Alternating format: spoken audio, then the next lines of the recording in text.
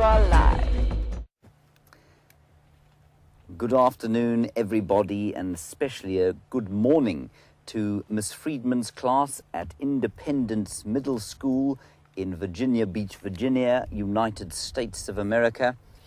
I hope that you're all having a good morning and that this, your first live safari with us, will be as an exciting an experience as it is for us to have you with us. So you're on a live safari with us for the next 45 minutes.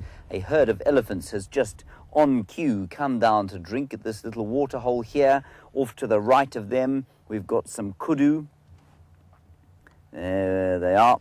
And the kudu, of course, are now being chased by the elephants because the elephants feel that the kudu shouldn't be cheeky enough to go anywhere near the water when they are having a drink. But the kudu will slowly emerge from the bushes now and come down to drink. So please do ask us questions throughout the course of this little lesson, and then for the rest of you who are joining us who aren't at school, for those of you who have finished school, or perhaps those of you who are out of class, talk to us throughout the course of the afternoon. Hashtag SafariLIVE if you're on Twitter. Questions at wildearth.tv if you happen to be on the email. My name is James Henry. On camera today, freshly back from leave, we have Wium Dorenbrach. Well done, Wium. Wium didn't eat anything on leave, so he now weighs roughly 34 kilograms, which is the equivalent of about 70 pounds. So let's just have a look at those kudu, which are enjoying the water. Now, Peyton, you're in Miss Friedman's class, and you're interested in whether or not elephants use their trunks like hose pipes when they drink. Peyton, they do to a certain extent, but they don't suck up the water and then sort of drink it through their trunks. I'm sorry that they've kind of wandered off into the bush. What they do is they suck it up into their trunks and then blow it out into their mouths. So from that perspective, I suppose it is very much like a... Sorry, that one kudu's looking quite nervous, but I think it's the sound of my voice. Yeah. So from that respect, Peyton, they do behave in some way like a hose pipe. And that was a little breeding herd of one big adult female. Well, she's biggish. 2 youngsters and a real small one. And it's quite an interesting one, that herd. We'll go and try and find them around the other side there. She has lost the bottom third of her trunk, probably to a predator when she was a little elephant, but it hasn't hampered her much, and she's compensated very nicely, as do so many of the animals out here if they happen to get injured. Let's just have a quick appreciation of these kudu, which we don't see out in the open very often like this. They're often wandering in the thick bush because they browse, they don't eat grass, they don't graze, and so they're often in quite thick bush. That's why they've got those enormous ears, so that they can hear what's going on. And I suppose on your screens, you won't necessarily have an idea of how big they are. They're about probably about 5.5 feet at the shoulder. So they're pretty tall. They weigh about 200, or the female's about 180 kilograms, which in pounds you can multiply by 2.2 and you get to roughly 400 or so pounds. So they're pretty large. And I imagine the same size as an elk, if might be a familiar animal to you in the United States. So roughly the same size as that, I think.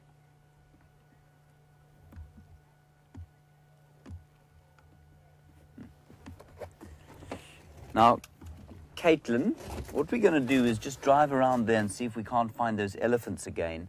And you can see the kudu. This is probably a young cow who's just a little bit braver than the others.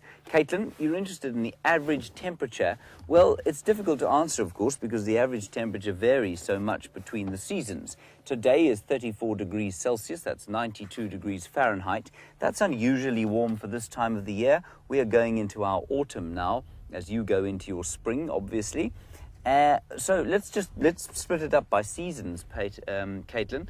The winter months, it doesn't get very cold. About 4 degrees Celsius is the coldest it gets. And then even in the midday, it will go up to about 24 degrees Celsius. So that's a sort of roughly in Fahrenheit, that's about 40 degrees Fahrenheit to the mid-70s in the middle of winter. So it's very pleasant here in the middle of winter. Then in summertime, we'll start off the day normally at about 16 degrees Celsius, which is 61 Fahrenheit, and go all the way up to 100 quite regularly during the summer months. But that's just in this part of South Africa. We're in a part of South Africa called the Low Veld. That means the low-lying land. And we're about 1,200 or 1,600 feet above sea level. Up in various other parts of the country, it can get much colder.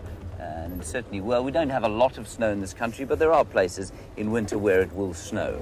Joseph, you want to know about these kudu and what they eat. Well, as I was saying, they browse, and that means that they eat leaves. So they don't eat grasses. They eat the leaves of trees and sometimes what we call herbaceous forbs, which are basically like the flowers that your mother perhaps plants in her garden.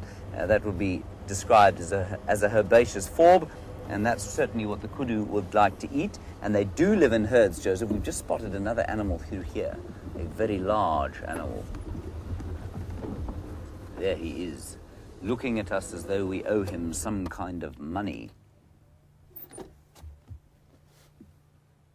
That is the great African buffalo. And that's a big bull. Now, he weighs about 1,000 kilograms, a really big one. He's probably about 800 kilograms, that one. And so in pounds, that's about 1,800 pounds. So he's very large. Your buffalo, of course, are slightly larger in the United States, your bison.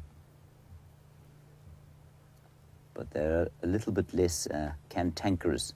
These fellows are not renowned for liking human beings too much. In the vehicle they don't mind, but on foot you've got to be very careful about bumping into a buffalo like that.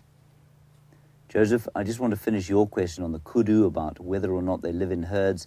Yes, it's totally normal for them to live in herds. The females and youngsters will live together in herds, and then sometimes the males will go off and live on their own or in small bachelor groups. That is until the females come into estrus, and then the males will fight with each other. So all around the water, you can see we have a concentration of animals. We've got this buffalo here, we have the elephants, and we have the kudu, and that's because things are starting to get a little bit dry.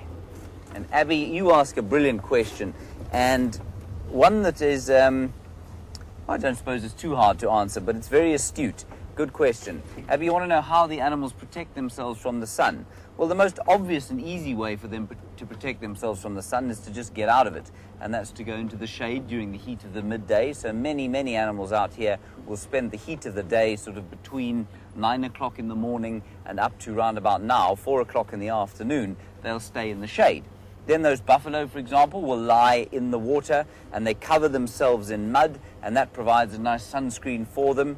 Elephants do the same. They'll cover themselves in mud, which gives them a nice sunscreen. But, of course, animals out here have evolved around an area where they've had sun. And so, rather like African people who have dark black skin, they can survive in the sun without having to worry too much about its effects.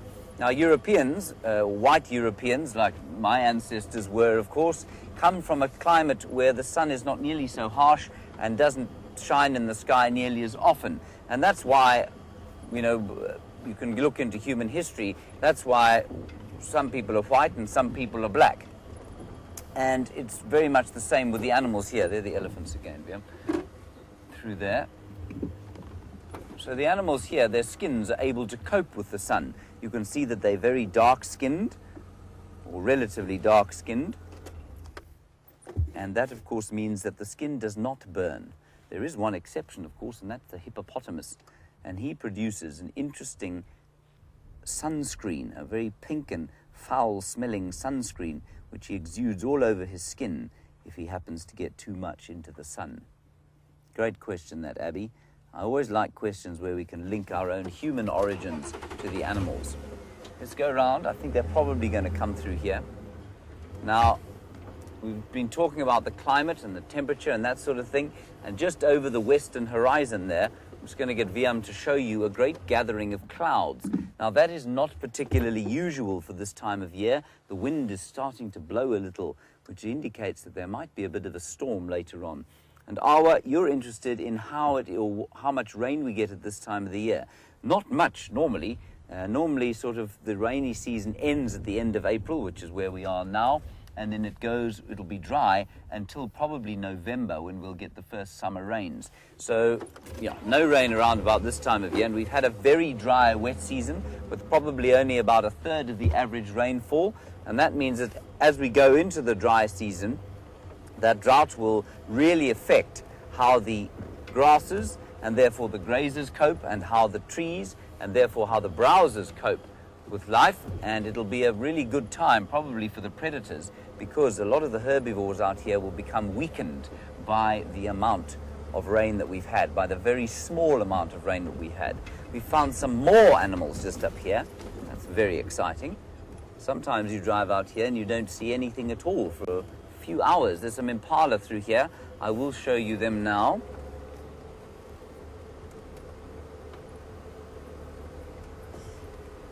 Let me just try and get into a position where we can look at these impala, which are the most common antelope that we get here. There we go, Wium. Super zoom those chaps. Eunice, while we look at those impala, young males, they were born in November of 2014. Eunice, you want to know if the baby Ellie has a name? The baby Ellie does not have a name. We don't name the animals but for the territorial carnivores, because we see them much more often. And then you also want to know what the scientific name of the elephants are. The scientific name of the elephant is Loxodonta. That's the genus Africanus. Loxodonta africana. Is it Africana or Africanus? Loxodonta africana. Yes, I think it's Africana. That's the specific name. Loxodonta africana. That one is the impala, and its Latin name is Apsirus melampus, which is not particularly important, except what it does do is help us to understand the taxonomic relationship between the different animals. So sometimes when you use the Latin name of an animal, people think you're being a bit sort of, I don't know, a bit snobby or a bit verbose. But often it's a really good way of establishing the relationship that different animals have. So we have two kinds of elephants in Africa. We've got Loxodonta africana and Loxodonta cycloides. Cycloides is a much smaller one, and he lives in the forests of Western and Central Africa. Or he and she, of course. Right, let's head across to Sam. So you'll see him for the first time. He's got another very interesting antelope to show you.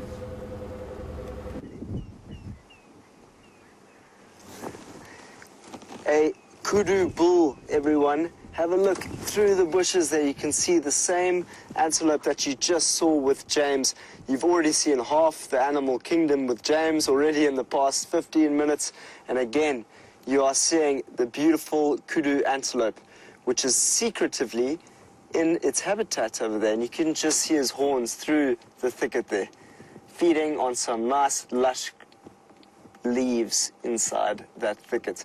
This is what they like best. The kudu love to be in there so that they're secretive, away from the lions, away from the leopards. It keeps them safe. Everyone, I am Sam Chevalier. On camera is Dave. We are hoping to get you as many of the animals in the animal kingdom as we can this afternoon. The Independent Middle School. And Mrs. Friedman, thank you very much for letting us take you on a wonderful drive through the African savannah. I hope you kids have a good time. Let's see what we can find.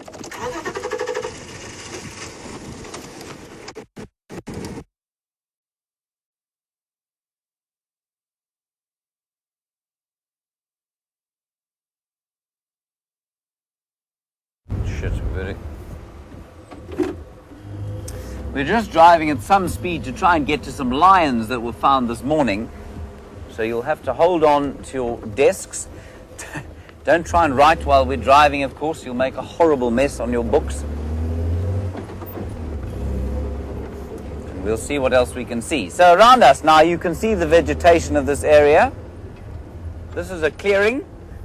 It is a man-made clearing, but it could well be what it used to look like before the great elephant hunters of the 19th century came in here. Elephants, of course, like we've just seen, make an enormous difference to the structure of the vegetation. And just maybe to give you a little bit of background while we drive as to the area that we're in a place called the Kruger National Park, which of course is basically the equivalent of your Yellowstone National Park. It's a lot bigger than your Yellowstone National Park.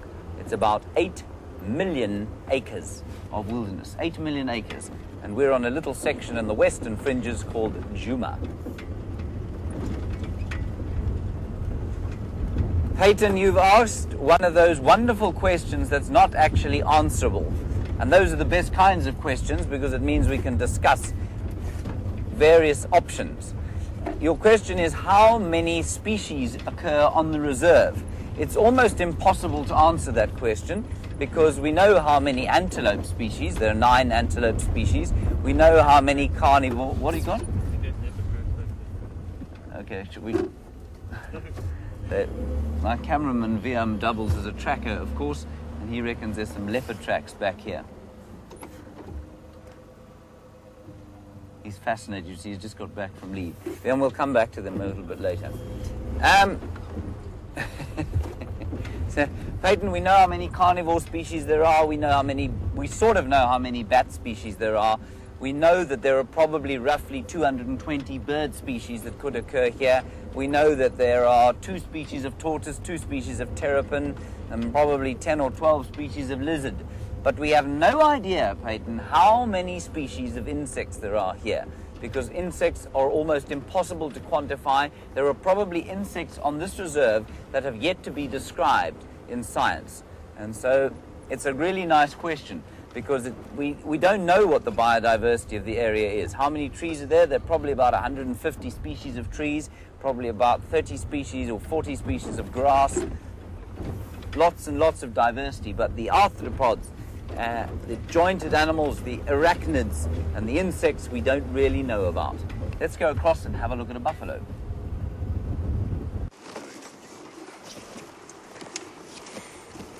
You've seen one buffalo, but now there is more than one. I can see 1, 2, 3, 4. There's way too many to count. It is a large herd of buffalo. This means that it's more the family groups where you have the females and the young calves. You can see them just into the thicket here as well. If you go to the right of us, please, Dave. If we sneak through there, we can see a number of them again. 1, 2, 3, 4. Let's see if we can get a good close up on one of them eating grass in front of us here.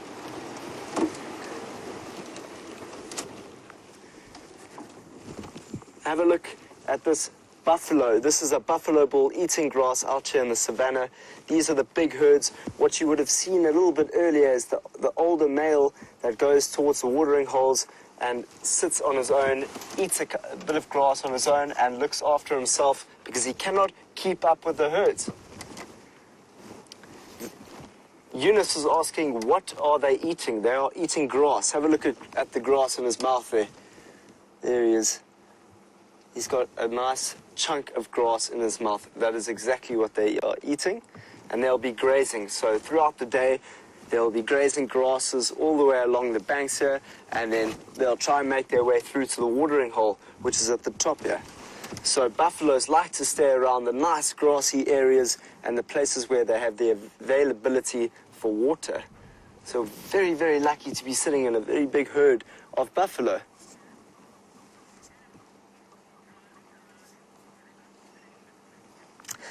Savannah, you're back with your question. Sorry we couldn't finish it last time. Are the animals okay with us driving around them? Yes, they are. They've become comfortable with us driving around them. Of course, if we get a little bit too close to them, they get uncomfortable and they don't like us getting too much in their space. But over time, they've become comfortable with us getting close to them, and we can view them in close proximity. But when it comes to the secretive cats, like the leopard and the lion and ones that haven't seen many vehicles, it is much harder to view the animals. So we are extremely lucky to being able to view these animals in the close-up. Have a look at them. They're eating grass again. And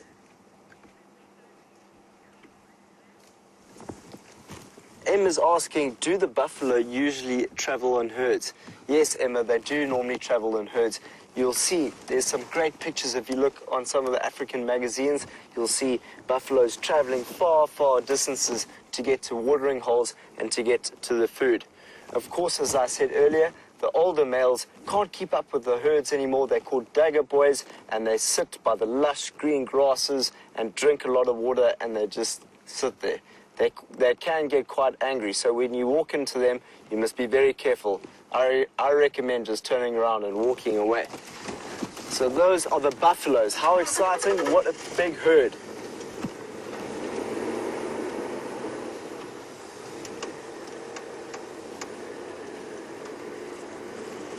Kirsti, please can you go back with that question?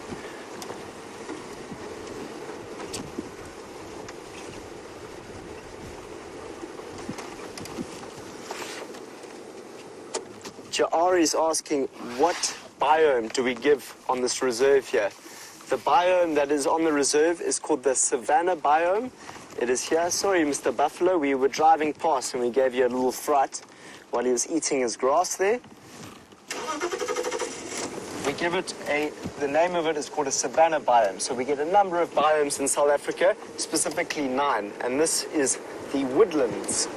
Woodlands and open areas, that's what we call the savanna biome. Grasslands, woodlands, where the animals will be able to move far distances to find grass, to find water. That is our savanna biome. What biome do you have where you live?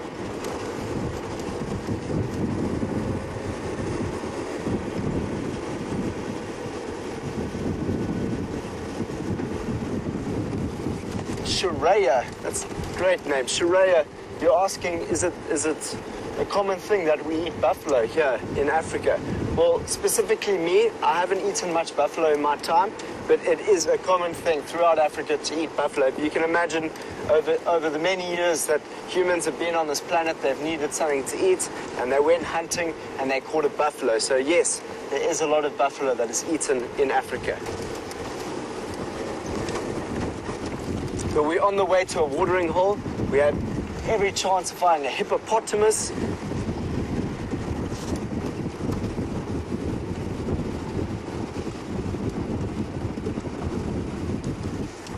Izzy and Patricia are asking if I've ever been hurt while doing my job. You know what, I've been very lucky so far. I haven't really hurt myself over the last couple of years. The worst I've done is actually stand on a big thorn that went through my foot, or through my shoe and into my foot. And I'll show you the size of those thorns. They are so big, and they're called acacia plants. So I'll show you that as soon as I can. Let's see if we can find one now, David.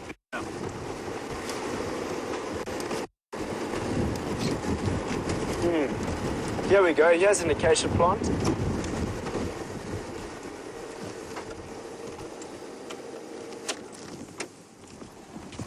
If you go close up there, you can see the size of those thorns on that tree. Wow, it really, really hurts. I was just walking in the bush one day and a branch broke off and I stepped on it and it went literally through my shoe and into my foot. It was very, very painful. I couldn't walk for a couple of days, but you know what? It was okay, but oh my word, you have lines.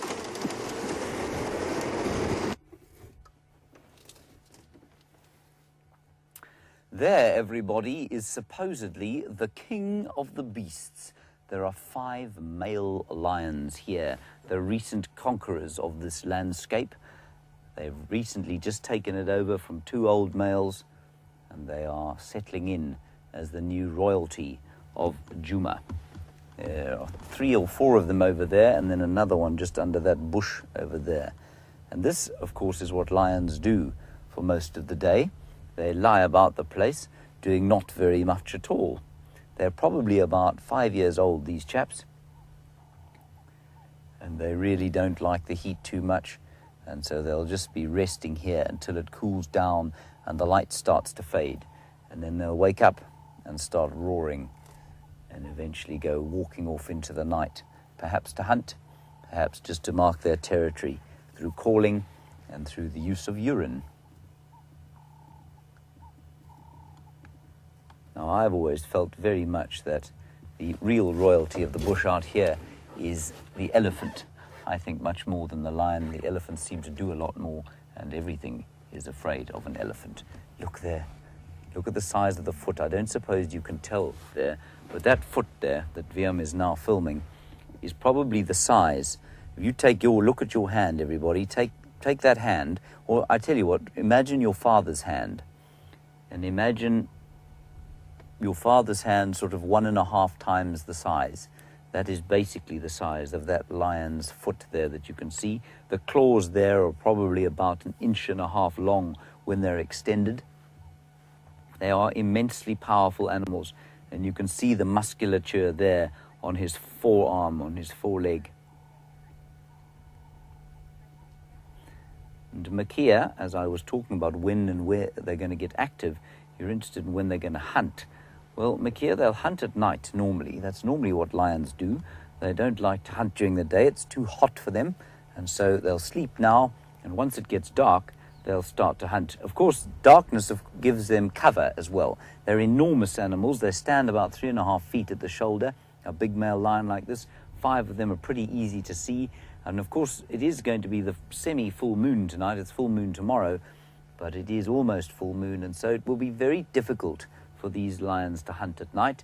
The animals that they would try and hunt, animals like those kudu, like those impala, like those nyala that you saw, have got very good eyes, and especially on a moonlit night, these lions will find it difficult to hunt. So they will probably use the darkness to mark their territory, to move around and roar and make a great big noise. Let's just go around the other side of them there, and we'll see if we can spot all 5. Now, Eunice, you are full of astute questions this afternoon. Thank you for your question. Well, your morning, of course, our afternoon. You're interested in how many males there are in a pride. Eunice, there are no males in a pride. Now, I know that's going to sound like a totally ridiculous thing to say, given what you've heard about lion dynamics. I'm not sure that we're going to be able to get anywhere closer to them.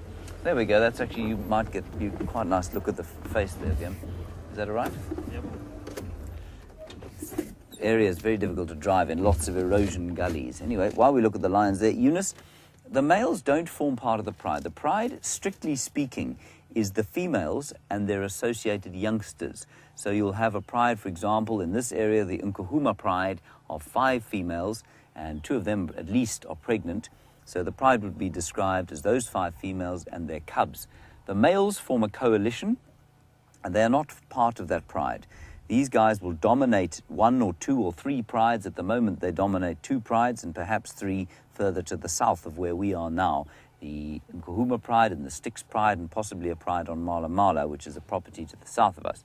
But all you need to remember from that is that 3 prides within this one male coalition territory. And so that notion of this kind of family, but that was sort of spread by the Lion King, doesn't exist. And I was talking about the king and the emperor and the royalty of the Bushveld and Emir. You want to know, does anything threaten these lions? Emma, the only thing that would threaten a coalition of 5 big male lions like this would be a coalition of larger male lions or elephants.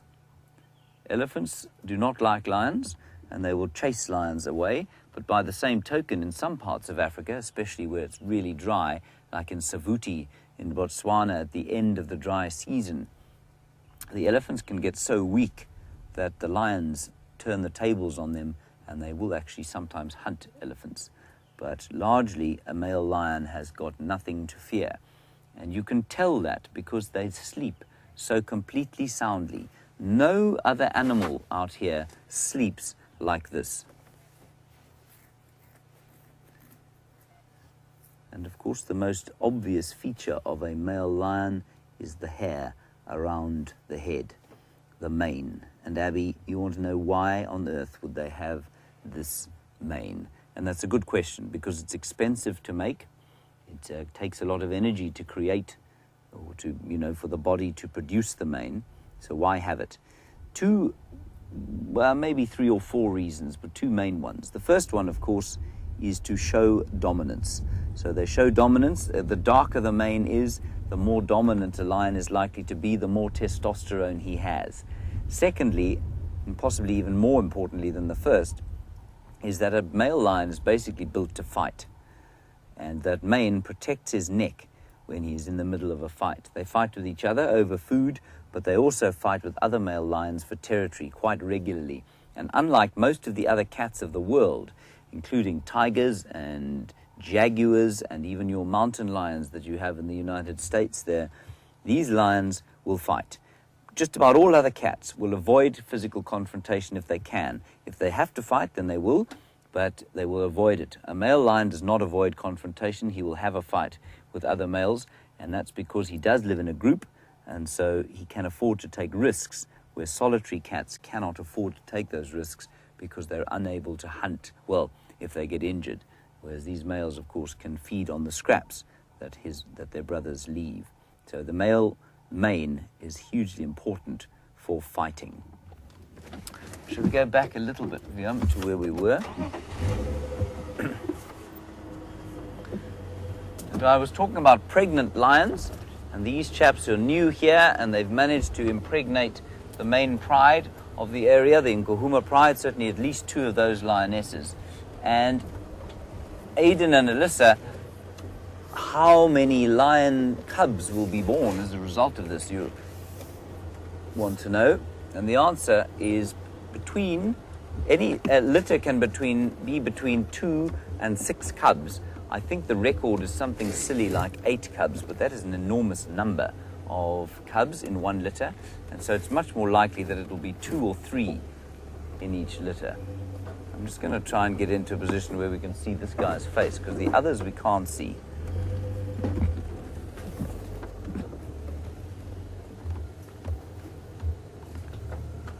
There we go. Now I'm going to talk a bit more quietly because we're very close to him now. We're only about 5 meters away. That's about 18 feet. So we're quite close by. You can see he doesn't care at all. He's completely relaxed. And Peyton, while we were talking about pregnancy, a very valid question, of course, what is the gestation period? How long do they carry their babies for? The answer, Peyton, is that they carry their babies for about 110 days. 110 days, so that's just over 4 months. Just under 4 months.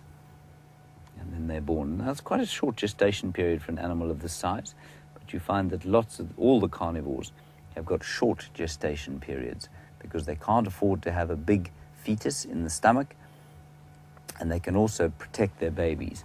And it's completely unlike something like an impala or a kudu, which will have a very long gestation period, produce a baby that can run almost immediately, just like a horse. I'm sure you've heard that horses can get up and run, or deer babies can get up and run just about as they're born.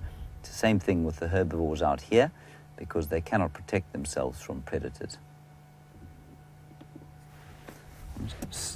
There.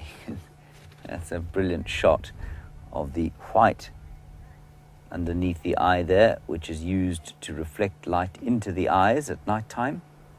That's a great shot, and you can see the remnants of the spots that he used to have as a very small cub.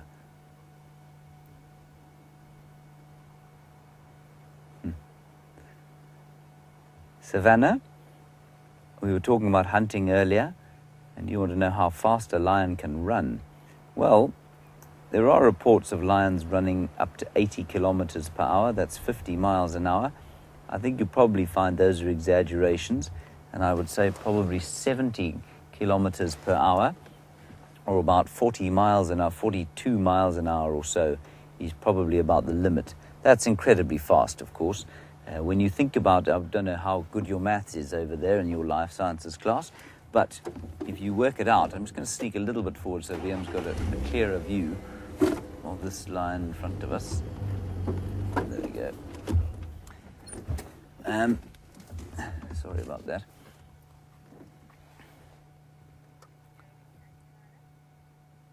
And we were talking about hunting earlier as well, and you can see that this lion is panting. And often they pant when they are full and when they've just eaten. I don't think these guys have. I think this is panting purely because it's been a hot day. And Joey and Tyler, you're wondering what an animal like this eats, how many pounds of meat he eats. Well, let's just reiterate his size for you. So he stands at about 3.5 feet. When he is fully grown, that will be only when he's about 8 years old, he'll achieve full mass. He'll weigh about 200 kilograms, which is 440 pounds. And a lion, believe it or not, can eat up to 25% of his body weight. So that, everybody, is 110 pounds of meat in one sitting. So that is an incredible, incredible amount of food to stuff into your belly at one go. I'm sure all of you have got friends that eat a lot, but I tell you, they can eat nothing like the amount that a lion can.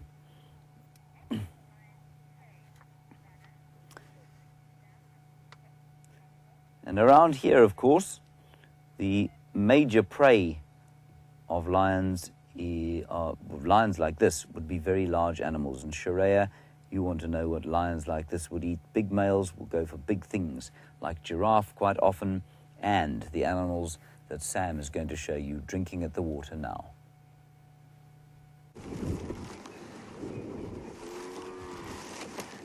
A large herd of buffalo here at Buffelshoek. Oh, look at that little youngster. He's playing over there on the right. It's not often you get to see small little young buffaloes. And look at him playing as he's about to go and have some water. His time in the water is about to start. Ooh, what's going on there? Look how many buffaloes, guys. It's not often we get to see this many buffaloes, especially in a watering hole. And it's very cool to see the youngsters playing on the sides of the banks. Wow, look at that. Look at all their bosses. They've been feeding. So what we saw a little bit earlier, we saw a couple just where we were about 5 minutes ago, and they've all moved. Well, they're all moving towards here. So that line was starting it's about 500 meters all the way down there, all the way to this watering hole. So they're all coming through. Oh, wow. Look at that one jumping up on its haunches. There we go, on the right. No, it's a fascinating thing to come and watch a whole large herd of buffaloes. It's the second time I'm viewing this. Look at there's a big old one that's sitting over here, and it's quite interesting to see the old ones that don't normally follow the herds are sitting here on their own, and they're just quite curious to have a look at some of the females that might be walking in these watering holes.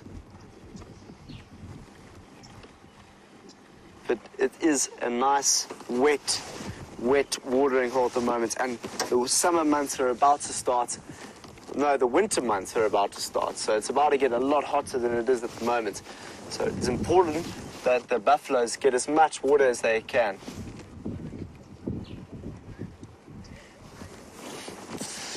Emma's asking, are these animals scared of a sleeping lion? Well, I'll tell you what, they're definitely not scared of a sleeping lion when they're going to be scared of a lion nonetheless. You know, let's not say that they're going to be scared. Whenever they see a lion, they're going to try and go as far away from that lion as possible, because especially with those boys that you've been sitting with James, they're called the Birmingham Boys, and they are in love with buffalo. They love to eat buffalo, as much buffalo as they can. So as soon as these buffaloes come in contact with those lions, they'll be out of here as soon as possible. Okay, go and have a look at James with the lions.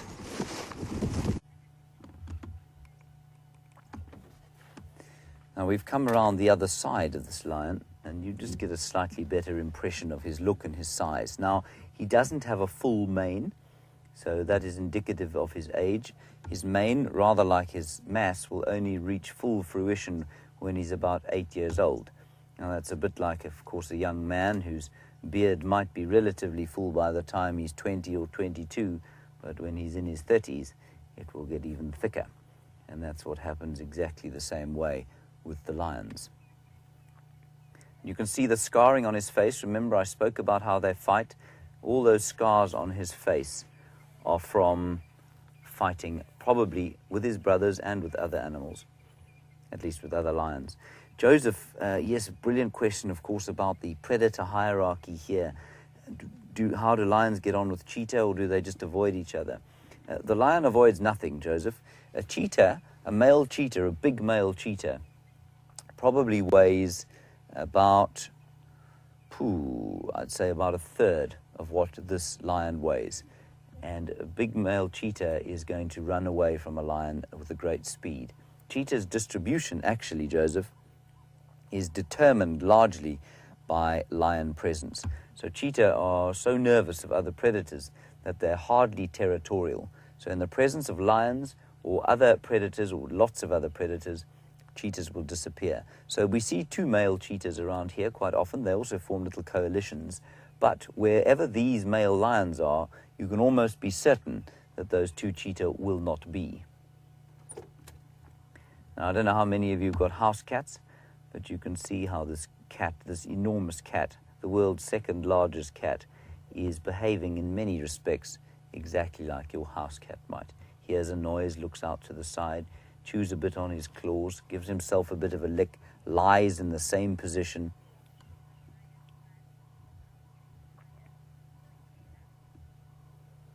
And what I would like you to notice now, Wium, if you could just get in on his shoulder there. Just look at the muscles there on the shoulder. You can see some incredible muscles there. And then just down his back, because Wium will sort of tilt down the back. Look at the muscles. All muscle, no fat there at all. And Michaela, that should explain to you your question about why or how long can they run without getting tired. Those powerful muscles like that are a bit like Usain Bolt's powerful muscles. They allow him to run very fast for a short period. And so they get tired very quickly. You will seldom find a lion chasing an animal for longer than, say, a quarter mile. A quarter mile would be a long chase for a lion. And they'll normally give up after about 400 meters or a quarter mile. And Peyton, we've been talking about how these chaps are about 5 years old and they've taken over a territory now. They would probably not have been able to take over a territory if there hadn't been 5 of them. And you can see the nose there is just about black. There's a little bit of pink left on it. It will be completely black by the time he's 6. And Peyton, they will only live in the wild to between 10 and 12 years on average. So they don't live very long at all. In captivity, they have a potential lifespan of probably about 18 to 20. But out here, life's quite tough for a male lion, and so they will normally not really live beyond 12. There are records of lions living to 16 and 17 in the wild. They are very unusual, though. In fact, there were some lions in this particular area down south near the Sand River, which is the major river that runs through this reserve, that lived to about 16 or 17. And Emma, you can see that if we look at the back of that lion's leg there, you can see the skin is abraded. And he's got lots of scars and injuries all over him. He's probably got a bit of mange. This lion has definitely got some kind of skin disease. And Emma, you're interested to know whether or not we would ever help him. Would we give him some kind of inoculation or dart him and give him an antibiotic injection? The answer is no. Emma, we try as far as possible, unless an animal has been harmed by what we call an anthropogenic effect. Oh, look at him, he's getting up now. Anthropogenic means caused by human beings. So unless an animal is harmed by something to do with human beings, we will normally leave them alone completely. And there's a very good reason for that. Well, there are two very good reasons. Firstly, we'd like to try and have as little effect on this area as possible, to let nature take its course, because in so many parts of the world where human beings have intervened in nature, so there has been a sort of unintended consequence of tragedy and things have not gone the way we've wanted them to. So that's a really good reason not to interfere. And the second reason is that animals here, as I was saying earlier, remember we saw that elephant with a third of her trunk missing. Animals here recover from what would seem to be the most terrifying injuries, and yet they manage to recover and they get through these tough times and survive without us trying to help them. As they have done, of course, for millennia. Thousands of years animals have roamed, and lions have roamed the plains of Africa. And indeed lions, of course, were at one stage the most widely spread mammal in the world other than people. Think about that. There's fossil records of lions in the United States from thousands of years ago. Now, he's scratching the underside of his armpit there, of course, because he does have that slight skin infection, and I think it's probably quite itchy for him. One of them's just got up and moved down towards the riverbed here. Right, well, as the thunder rolls across the plains, everybody, we are going to say goodbye to you and thank you very much from both Wium and I and Sam and who's filming Sam? David on the other car, and of course Kirsti in final control with Rebecca. It's been wonderful to talk to you, and I hope that you will come out here again with us, and I hope that one day you too will be able to sit here and listen to the birds and inhale the African air, feel the African sun on your face, and with any luck hear the thunder of Africa rolling across the plains. Until next time, stay safe and happy and have a good day at school. We'll see you later. Bye-bye.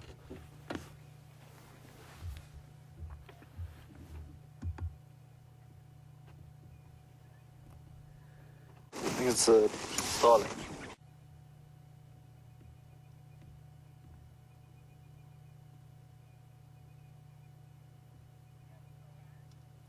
Oh, sorry, apparently we're still live. Kirsten, what do you want me to do? Oh, let's go across to Sam and see what he's got.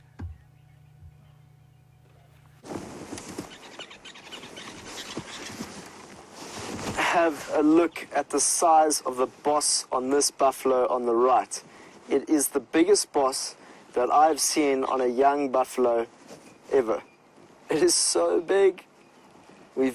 Myself and Dave have just been looking at all the different bosses in the watering hole, and this one was just cheap as it just stood out. The one with the two oxpeckers that are on his back, and he's about to leave the watering hole now. You, my friend, are going to turn into one huge male. Very dominant. I would be scared if I was a lion and I came across you, 100%.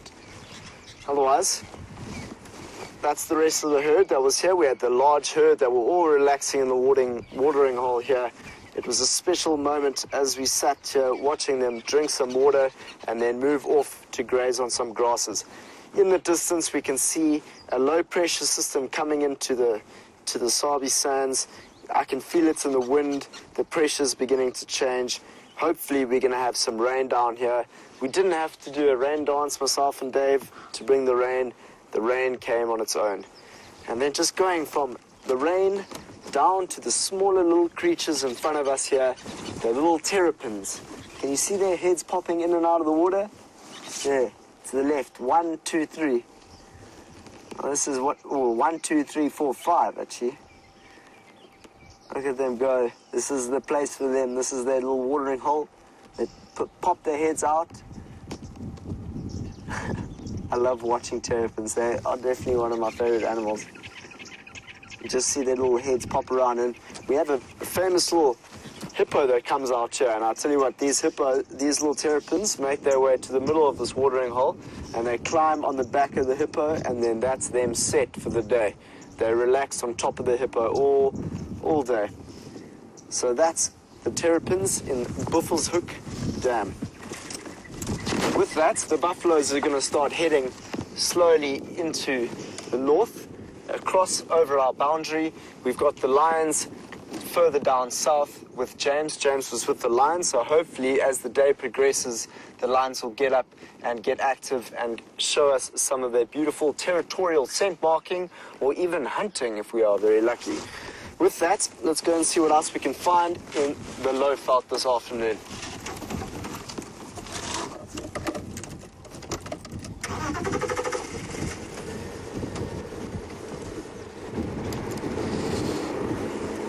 Megan is asking, Sam, what animal are you most scared of?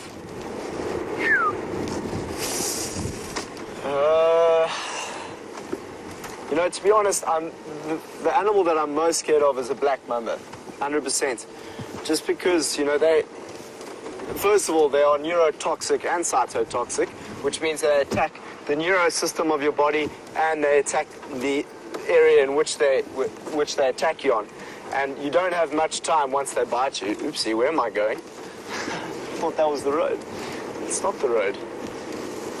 So it's the black mamba. I think you scared me off the road when I started talking about a black mamba. I actually once faced a black mamba. My friend and I were walking through the bush, and next thing a black mamba just came out of the grass and lifted its head. And what's interesting about black mamba is don't shy.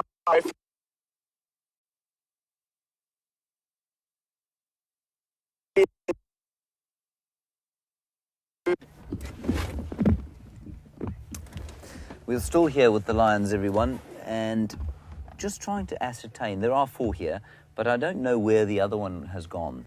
Now, we have spoken quite extensively about how it is that these 4 seem to lurk about on their own without the other one. And I think the other one's probably a bit older than they are. And maybe he's just been excluded from the group. It's unusual for a coalition of this size to stay together forever.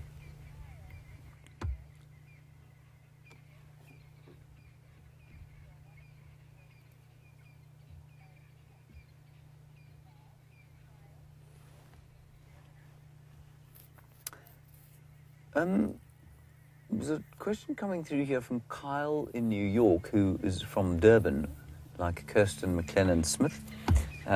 Kyle, I'd like you to say, kill 5 fish on a hill, please. That would be quite amusing. You said that you heard a while back that one of the B-boys was bitten by a snake, and has he recovered? Kyle, unless I'm very much mistaken, I didn't hear that. So I'm not sure which one was bitten by a snake or how. I know 1 or 2 were quite badly injured and were limping quite nastily. None of these 4 are limping. They were running around this morning. They were extremely difficult, excuse me, to keep up with. So I don't think any of these chaps have been bitten by a snake. I think, Kyle, perhaps, if you can perhaps tell us where you heard that. I think a lot of the injuries that animals sustain out here, if they can't be explained because they haven't been seen actually occurring, I think what happens is that they get sort of put down to a snake bite, when often they are not. So I don't know, Kyle, if you can give me a bit more background on that. I mean, I feel like I would have heard, maybe I've just forgotten, but I feel like I would have heard about that. This chap is now up and he's giving himself a bit clean, and I think it's because of that mange that he's got. He's definitely got some very nasty skin irritations. Now, even though these males are fast asleep and doing not a great lot, isn't it nice to spend a bit of time with them? We haven't had a huge amount of time with the Birmingham Boys. They've been setting themselves up on an extensive area that is probably about, let me just calculate it quickly, in Mied, 1,200 plus 2,000 or so. I mean, it's about 8 to 10,000 hectares, which is about 24,000 acres. So a very large piece of territory they've been trying to set up for themselves. And so our little patch here, our magnificent little gem that is Juma and Arathusa, of course, and our cheetah plains, you know, they're just not always around here. They've got an extensive area to patrol and look after.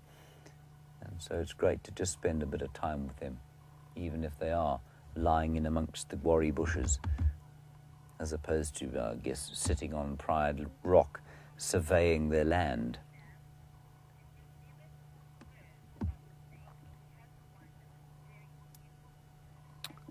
Ah, yes. Right, Dina, yes, I'm starting to come back to me now. There was that lion that was very skinny. He had his backbone showing, and it was suspicion that he may have been bitten by a snake. It's a classic example. I think, it's not impossible that he was bitten by a snake, but I think a snake bite would have a very specific kind of effect on an animal like that. First of all, if it was a cytotoxic snake like a puff adder, there would be very obvious localized swelling. It would be very painful for him, and he wouldn't necessarily lose weight.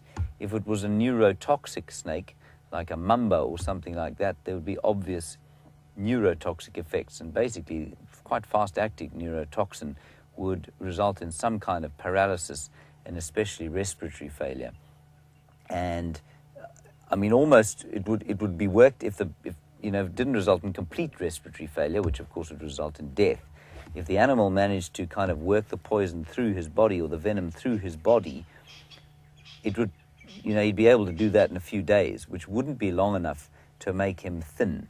So I think that the postulation that animal was sort of skinny and bony because he'd been bitten by a snake is, I would say it's wrong. I don't think that's correct. Now, whether or not he's one of these four, I think it is quite likely that he's one of these four, simply because I don't know that we've seen that fifth one for quite some time.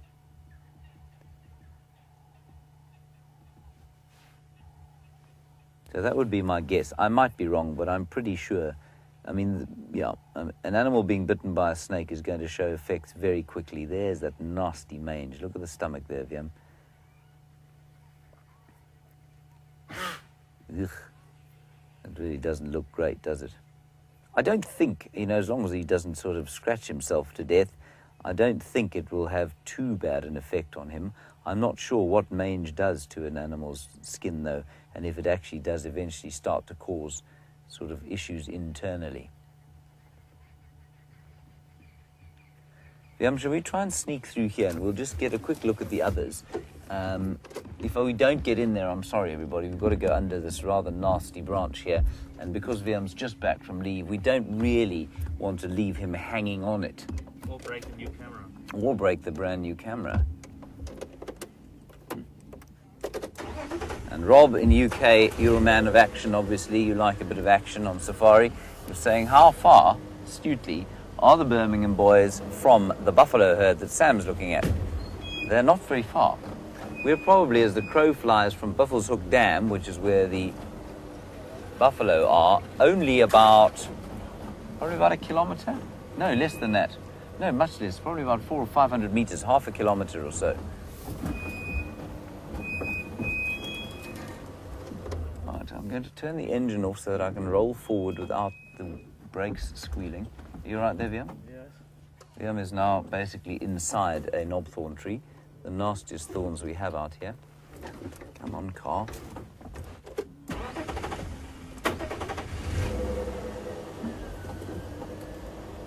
All right there, Wium?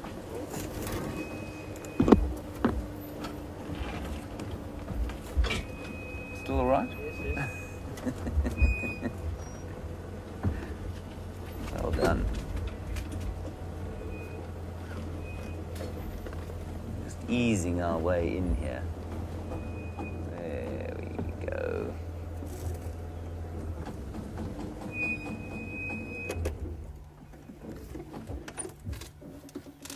Antenna's in a bad spot.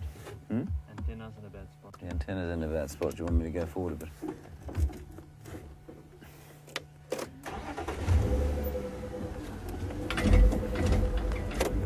There we go.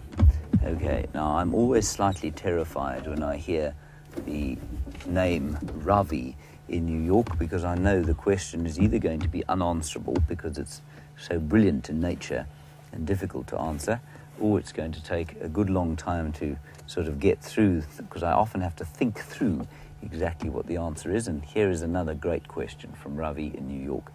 Ravi, why is it, you say, that male lions, or I think, I'm just going to ask Kirsten to read it to me again, but the gist of it is basically, why is a lion social when other cats are not social? I think that's probably the gist of the question. So what are the benefits? That has been confirmed to me. Well, Ravi, it's a difficult one to answer. We're not entirely sure, but we think it's got largely to do with the protection of youngsters. So if we look at hunting, for a long time we thought it was because of hunting, and because, lions do hunt as prides. Here comes one of them. He's limping slightly, almost totally normal for a male lion to be limping because of the amount of fighting and boxing they do with each other. A nice example, a single lioness is almost as successful as a single leopard at hunting. She's more successful than a pride of 2, and probably about the same as successful as a pride of 3 females. So while certainly a pride of 5 might be quite effective at taking down larger prey like zebra, they then obviously have to share the meat. So the amount of meat eaten in a pride of lions is not increased by the number of lions that there are. Obviously, this is, I mean, there are variations with this sort of data, but that's basically the case. So it can't be for hunting, we don't think. It does help with raising of youngsters. They do cross-suckle their youngsters. Very few other animals will cross-suckle. So what it means is if a mother dies and there's another lactating female within the pride, those cubs will be able to sort of survive. They'll be able to drink milk. The male situation, where the males protect a territory, obviously precludes infanticide happening if they're able to protect the territory for sufficiently long. And so that's a good reason to have males around the place.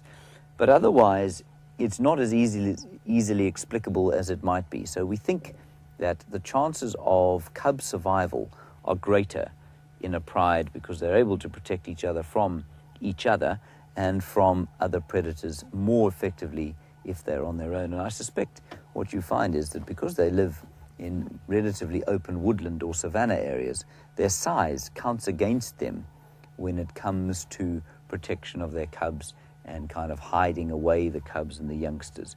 Whereas for a leopard at their size and the thicker bush that they live in, of course, they're able to hide and keep their babies away from other predators and other potential danger far more effectively than an enormous cat like this. So Ravi, an answer to your yet again brilliant question, I think that's probably the best I can do for you at this stage. I'd love to hear anyone else's thoughts on the matter or anything that you may have read that is interesting and that's come out of latest research on lions. That would be great. Why do lions live in prides? So this one's backbone is not showing. The other two who got up, their backbones weren't showing. So I don't know who it was that was looking so ill.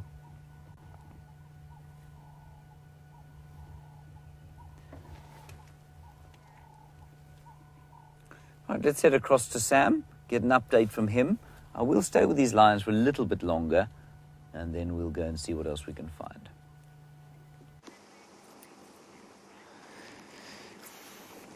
We are sitting here with a russet bush willow. Have a look at these seed pods. These seed pods are incredible. Look at the way in which they are designed. They are designed for when they fall, they come off.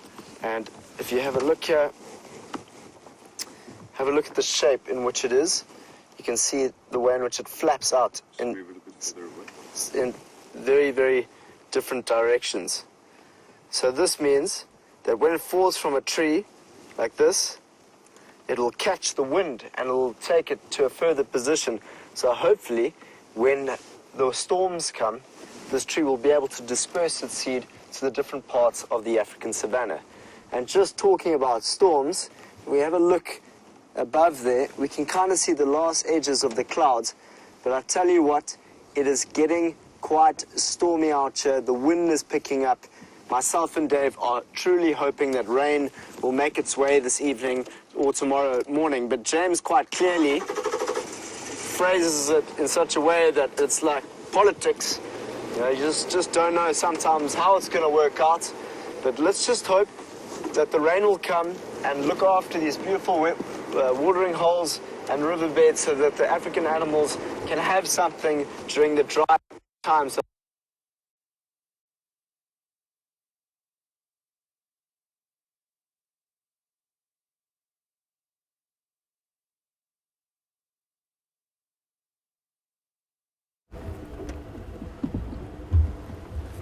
They've all moved off into the drainage line down here, everybody, so we're probably going to fly off.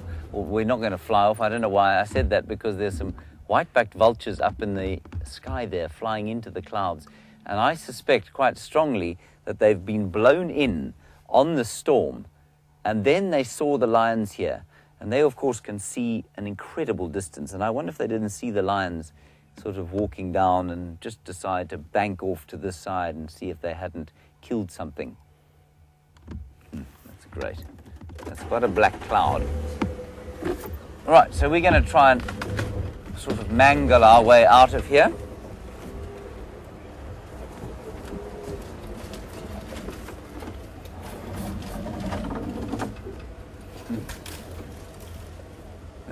great questions flying out of New York today. Genevieve, your inquiry has to do with why I think that we find animals so fascinating. Genevieve, I think it's got to do with a broader subject than that. I think it's our fascination with wilderness generally. And what you find is, you're going to survive this one. I think so. It's our fascination with wilderness, Genevieve, and you know, we, as human beings, are touched by the wild, and I think initially our fascination is probably piqued by animals, and then as we get more and more into it, Wium has lost his hat briefly. Okay. Cool. As we get more and more into it and more interested in the wild, so it is that we become interested in other things. The trees, the soils, the birds, the insects, the spiders, that sort of thing. But I think the closer an animal is to our own nature, or the animals that we're familiar with, so I guess the more impressive we find them, or the more interesting we find them. Lions, of course, are the biggest, most dominant predator out here, and I think that makes it piques even our fascination with the wilderness to know what the keystone species is out here. I also think, probably if you look into our prehistory, our fascination with animals was an important evolutionary advantage to us, because it was important to us to understand how the animals behaved, both from a point of view of what might be coming to eat us when we were cavemen, and also what we were trying to hunt and what we could hunt and when we could hunt, and how their behavior changed the way that we could hunt them or be hunted by them. So I think that's got quite a lot to do with it. But the sort of fascination with the wilderness, I think, is a primal thing within us, and I suppose you could look at it from an evolutionary point of view. Look into our human past, or our hominin past, and say that it's got something to do with, like I was saying, just a general interest in our surroundings, because that helped us to survive. Or you could go all esoteric on it, and I'm not sure which it is, but if you go all esoteric on it, it's a connection with something greater than ourselves. It's a connection to I guess, what would ultimately be the source of life. And I think that's got quite a lot to do with our connection to the wilderness. So that, Genevieve, in a very roundabout, waffly way, is why I think we're fascinated by animals and the wilderness in general. I'm just going to try and get out of here without doing too much damage. We're going to stay relatively close to home, simply because there is a very big black cloud coming over here, and our very new camera we don't want to destroy. BMP, please will you pick me a snack? Oh no, I can pick one. I can reach them. I know this is very rude, everybody, to eat something and not offer you any, but there aren't enough on this bush for me to offer you all some, so I'm just going to eat them myself. This, of course, is the white berry bush, and they have not been very good this year. What do you think, Wium? Oh yeah, really delicious, but this year... Tastes like marshmallow peanut butter. Marshmallow peanut butter. Does that thing actually exist? No. You mean marshmallows mixed? That's okay. Okay. Marshmallow peanut butter, everybody. Mixed with peas. Yes. Marshmallows, peanut butter, and peas mixed together in a mush is what the white berry bush tastes like. How delicious. Mmm.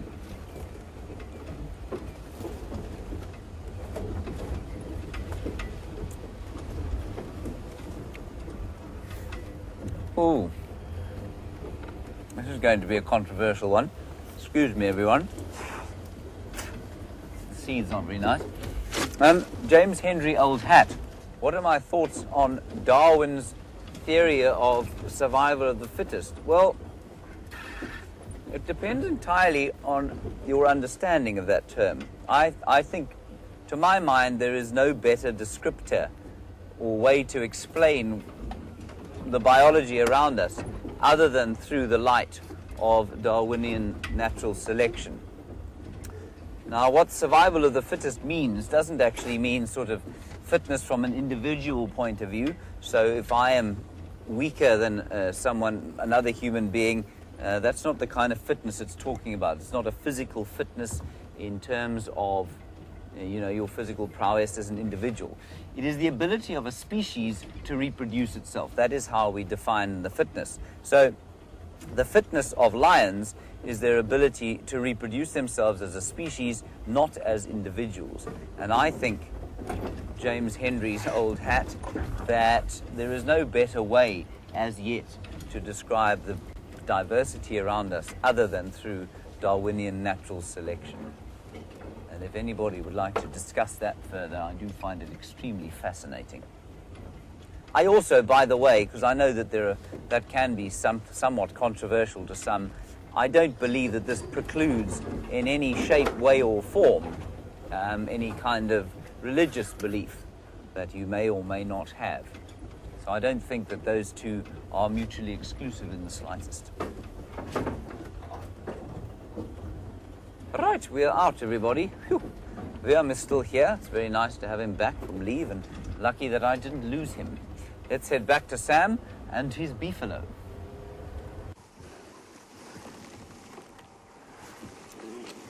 Have a look at this buff rub his boss on this tree.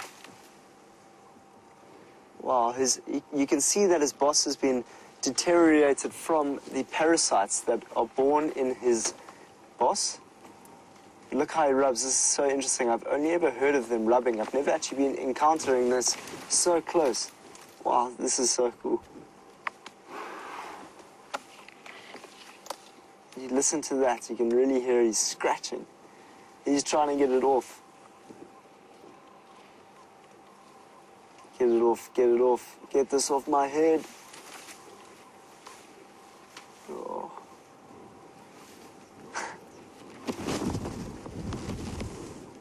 Why does everyone think that the buffalo is doing this? Why do you think he's rubbing his head on this tree? I know I just said that it's to do with parasites, but do you think it's to do with anything else other than the parasites and he's trying to get off his boss?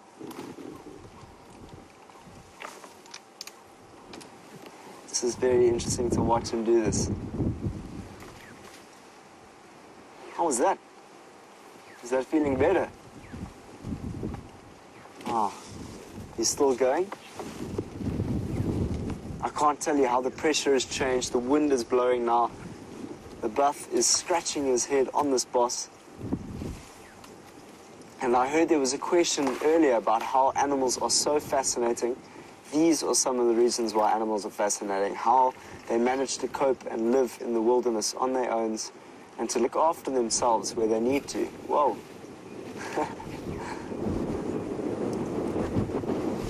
Oh, you can really see the wind blowing in the plants now. Hey, wow, it's really going.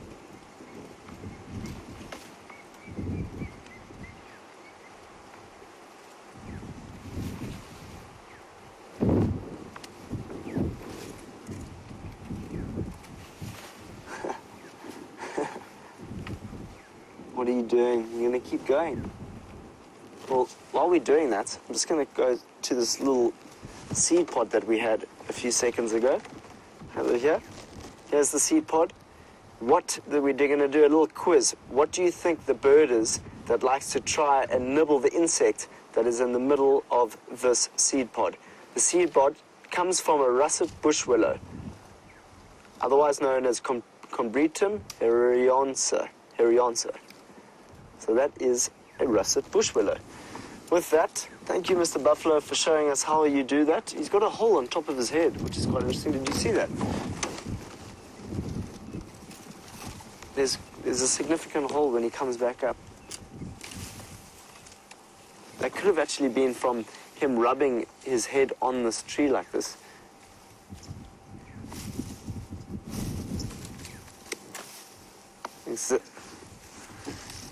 Country West says that the parasites are irritating his horns. That's exactly what's happening. But I wasn't sure if it was something more than just the parasites. I'm wondering if he does it for any other... Ooh, what happened? Sorry, I think we were talking a little bit louder. You got a front. Oh no, there comes James behind us. Hello, James. James is coming to view us, viewing the buffalo.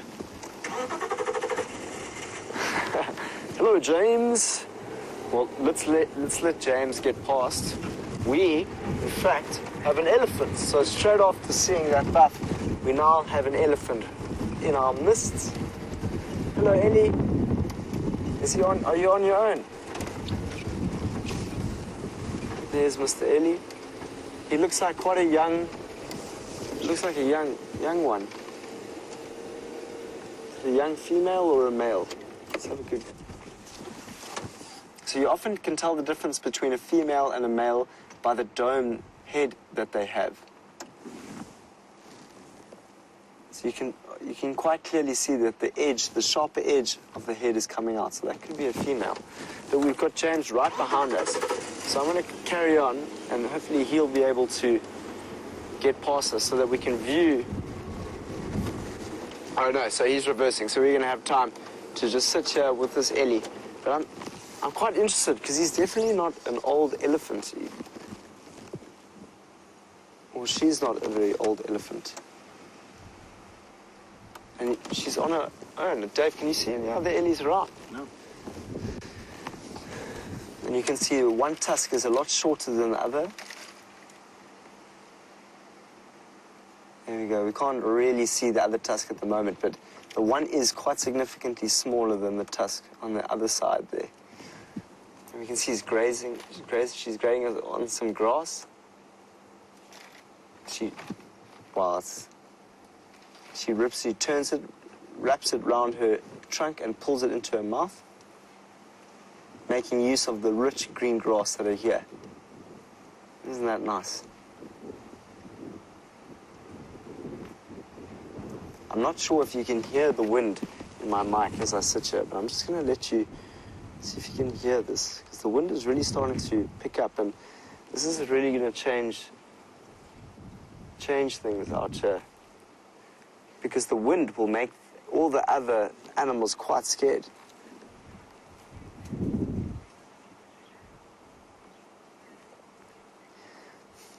Ellen from North Dakota is asking, thunder. She doesn't like thunder. Does it bother the animals? That's what she's asking. And yes, it most certainly does.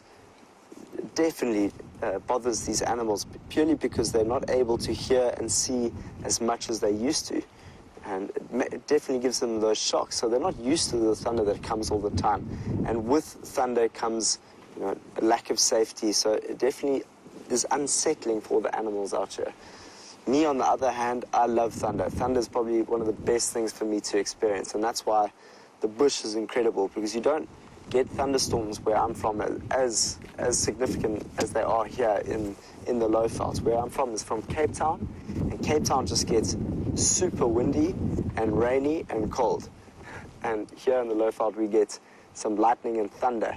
Beautiful big lightning storms that happen. Maybe, if we're lucky, we'll be able to experience a big lightning thunderstorm before the end of this summer season. Maybe even tonight, you never know, but it looks quite thick.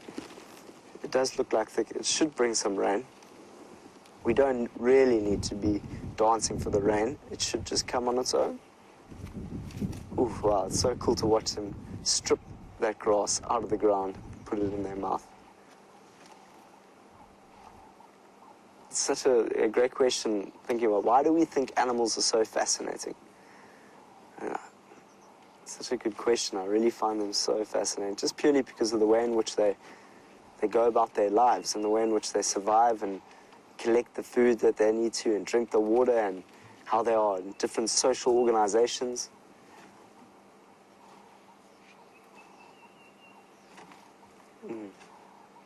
As you can see, she rips the roots from the ground and pulls it and puts it into her mouth. And look at the size of those ears, big ears. You can see there's dust on her ears. That dust would have been from her soaking, or pulling up through her straw, her trunk, and blowing it all the way around her back. And this helps her with the parasites, much like the buffalo's rubbing his head on that tree and the elephant here will spray some of that dust and dirt, not dirt, mainly just the ground, onto her body to help her with the parasites. And it also helps her with the sun. It acts as a protection. And you can see her flapping her ears there. That's also a way in which she can regulate her body temperature and cool herself down, especially when it's hot. But at the moment, it really isn't that hot. But she's feeding. She looks very comfortable with us just sitting close by to her.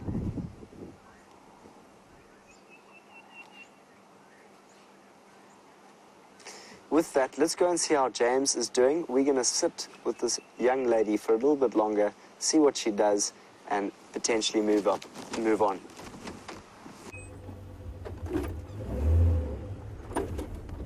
Well, now I've got something to show you here. Look, it's not going to blow your mind. I won't tell you a lie, but it is relatively, it's relatively interesting. I don't know what you're looking at. And I'll show you now, Wium, you impatient lout. Wait 1 second. Here we go. As the vehicle is departing without me. A little bit. Okay, well, I'll leap into it quickly. Here's a knobthorn tree, everyone. Can you see this at all? Or is this, am I being an idiot? No, it's fine. Can you see here? My finger. Oh, there we go. Okay, here's a knobthorn tree, everyone. And, oh. The vehicle is departing without me. The interesting thing about this knobthorn tree, I'm going to speak very quickly at the moment, is that the leaves are much bigger than they would be normally, and that is because it's a young tree. And if you look in your garden or at any tree that you find in the wild, you will find that the young trees that are saplings that grow out of the ground have leaves that are much larger than they would be in the adult tree, and that of course is so that the tree can absorb as much light and carbon dioxide as possible as a youngster, and it'll build the rootstock and help build the sort of base that will be the tree's security into the future. Let's move. There's also some asparagus over here. Wild asparagus. I always find it's kind of an incongruous type of a plant to find out here. I've never actually eaten any wild asparagus. Can you eat it, Wium? I don't like normal asparagus. Yes. I don't think you can eat that. Anyway, that's wild asparagus. Right, let me get back in the car before it disappears into the Mulwati drainage line with Wium and not me. There we go.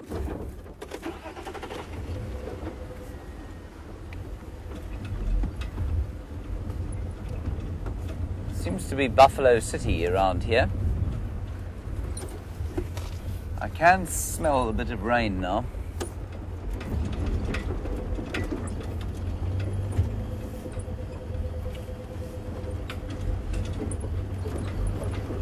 Now, Tony, while we drive up here, there was another buffalo here, believe it or not. It seems to be hidden.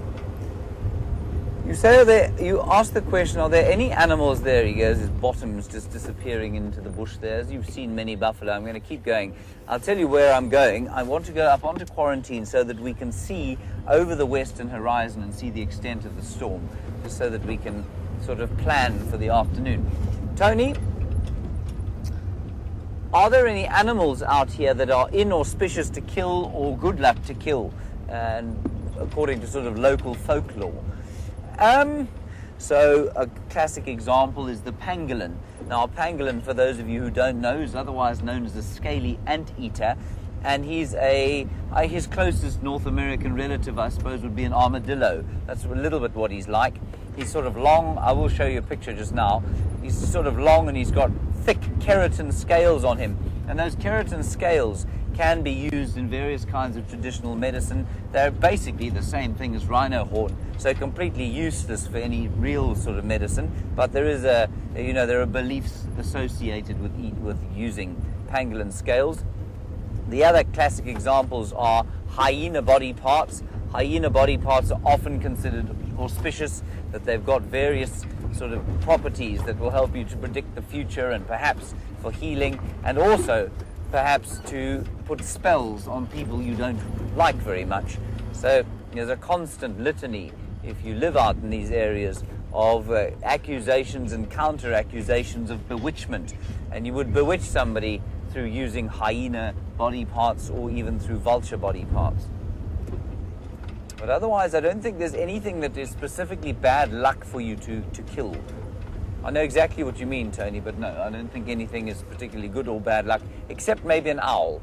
An owl might be considered inauspicious to kill.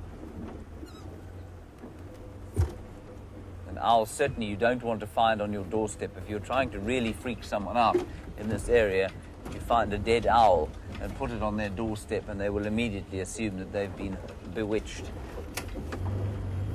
and that great misfortune is about to befall them. Right, let us go up on quarantine and have a look-see. While I'm doing that, Samuel has found yet another elephant.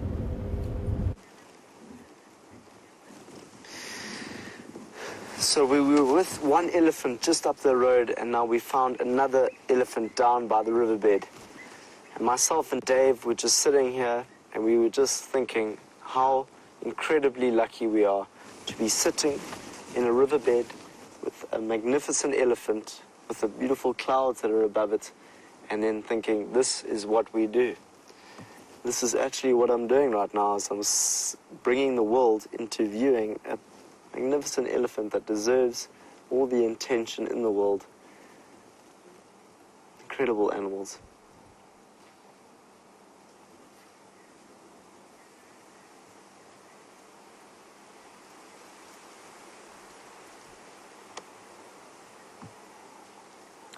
Eliza from Berlin is asking, what is the main difference between the Asian and the African elephant? Well, there are some significant differences between the two elephants. Firstly, the Asian elephant doesn't have as big ears as the African savanna elephant. Also, the African savanna elephant gets to a much larger size than that of the Asian. Those are the two prominent distinguishing factors of those elephants. But what's really interesting is the way in which the cultures viewed elephants in the different continents. And just from reading one book, so you can't always take one book as a source, but one book said that Asian elephants were viewed as the wise being, in terms of the way in which they connected with the elephant. And the African elephant, some cultures used to believe that it was like the one-eyed Odyssey that used to break and push everything down. The Zulu name is Ndlovu, which means to crash through, the one that crashes through. It's interesting how different cultures might have different perceptions of animals. Not to say that one is bad and one is good, it's more just a perception. And I'm incredibly in love with elephants. I think they exude so much. I can't even get the word. They exude so much just in terms of their gentleness. They're very gentle animals. Of course, if you get into a situation where you put them into a corner, they're going to get angry and they're going to show aggression. But generally, they're very social creatures. They like have a strong bond between each other in the group, and it's even when one of them passes away, they sometimes will stand by the carcass for many days before they leave it. Yeah. Sometimes I think they're something graveyard. I don't know what the term is called, but they come and when they find old elephant bones, they'll pick it up in their trunks and then put them back down again. It's almost as if to give some respect back to those animals that passed. So there's a lot of very interesting theories and mythological kind of understandings and perceptions of elephants in the natural world. And they are just such great beasts. I mean, can you believe that these elephants once roamed all over Africa, and mammoths were roaming through Europe? And with that, let's go and see how James is doing. We are going to see if we can get another position of this Ellie and see what he's up to. There is the western horizon, everybody, and we were talking about the possibility of there maybe being some rain. Well, it looks to me like that whatever storm it is seems to be blowing out or over, and so I don't know that there's going to be any rain. To the south it doesn't look so good. Speaking of the devil, huh? Speaking of the devil, it's now raining. Is it, Wium? That is the gentle pitter-patter of rain, is it not? Okay. Now, everyone, it's not desperate enough for us to move, but if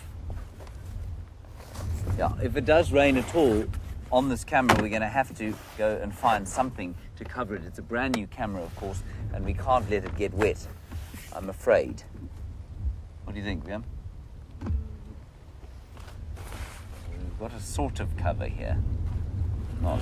Let's give it a few minutes. Okay, we'll give it a few minutes. It's certainly not raining hard, but there are slightly large drops, which of course are indicative of some more rain.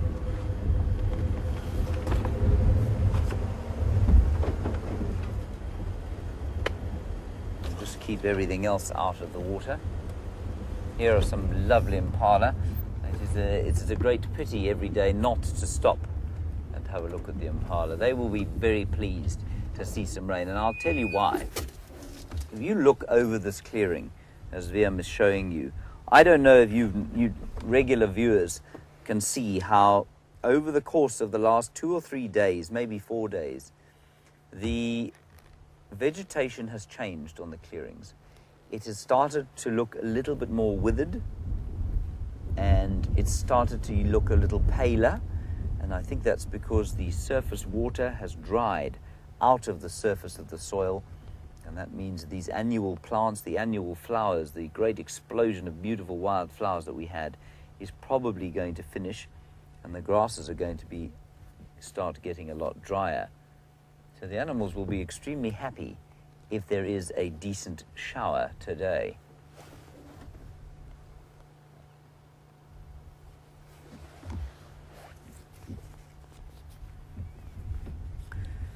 Tony, as we look at the very large herd of impala, which is the most common antelope that we get here, you want to know why on earth are they so common? Are they harder to catch? Are they just sort of very good at adapting? You've kind of answered your own question, Tony. They are able to eat everything. So they can eat browse, they can eat graze, so they are mixed feeders. But they also have that tremendous ability to synchronize their births. They will give birth within 2 weeks of each other at the end of November. And that, I think, plays a huge role in their success as a species. The other thing, though, that has made them so successful, Tony, is us. Human beings have made impala in the Kruger National Park extremely successful. If you go back 100 years or so, you would never have found anything like the number of impala that you find here. Yes, they would have been around. They wouldn't have been uncommon, but they wouldn't have been nearly as abundant as they are now. They're abundant out here because there is water everywhere. They cannot survive without water. They're a water-dependent species. They must be around or near water all the time. You can't get in the Sabi Sands further than, I think it's something like 2.5 kilometers from a water point. So through our provision of water for the animals here, we've created an explosion of impala, an abundance of zebra as well, and it has unfortunately excluded many of the other grazing species that we get out here. You see how they... I don't know if you saw how they ran there, but as Franklin panicked, they ran off out of the way. So that's the impala. We'll probably keep going. I think we're okay water-wise.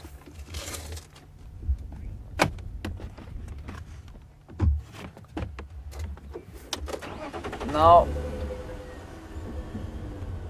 sorry, just 1 second. I've got a radio call coming in. Jilly, hold your questions. A good one. Go ahead.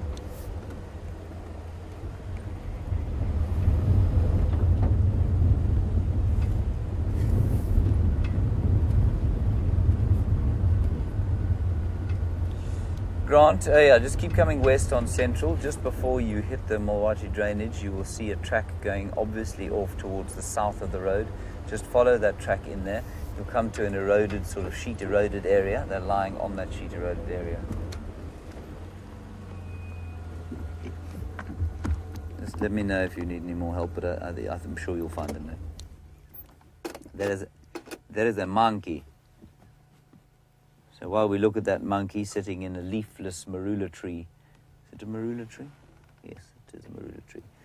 Jilly, you want to know when the dry times come, which animals will be affected the most, or is there an animal that is affected the most? Now, I would have told you, and I did tell you many times during the drought that we had at the height of the summer, that the warthogs were going to be affected before anything else was. Now, interestingly, we didn't find a lot of dead warthogs. We didn't find a lot of scaffy-looking warthogs. We found one that died, but she looked like she had a disease rather than sort of a lack of water. So, Jilly, I would have said warthogs, but I'm not convinced that that is the case anymore. Certainly the animals, to me, that started to look the most ropey at the end of that very hot sort of summer months without any rain were the impala. They started to look pretty ropey. Their hips started to show. And I also think the buffalo started to look pretty rough. The buffalo started to look a little bit rough around the hips and around the ribs, and as soon as the rain came and the grass flushed, the buffalo within a week was starting to look much better. So I'm going to go with buffalo, Jilly, and I'm also going to go, some of the elephants also started to look a bit ropey, and the impala. And they, of course, are three species that have benefited greatly from water provision in this area. Let's just get quite close to this monkey.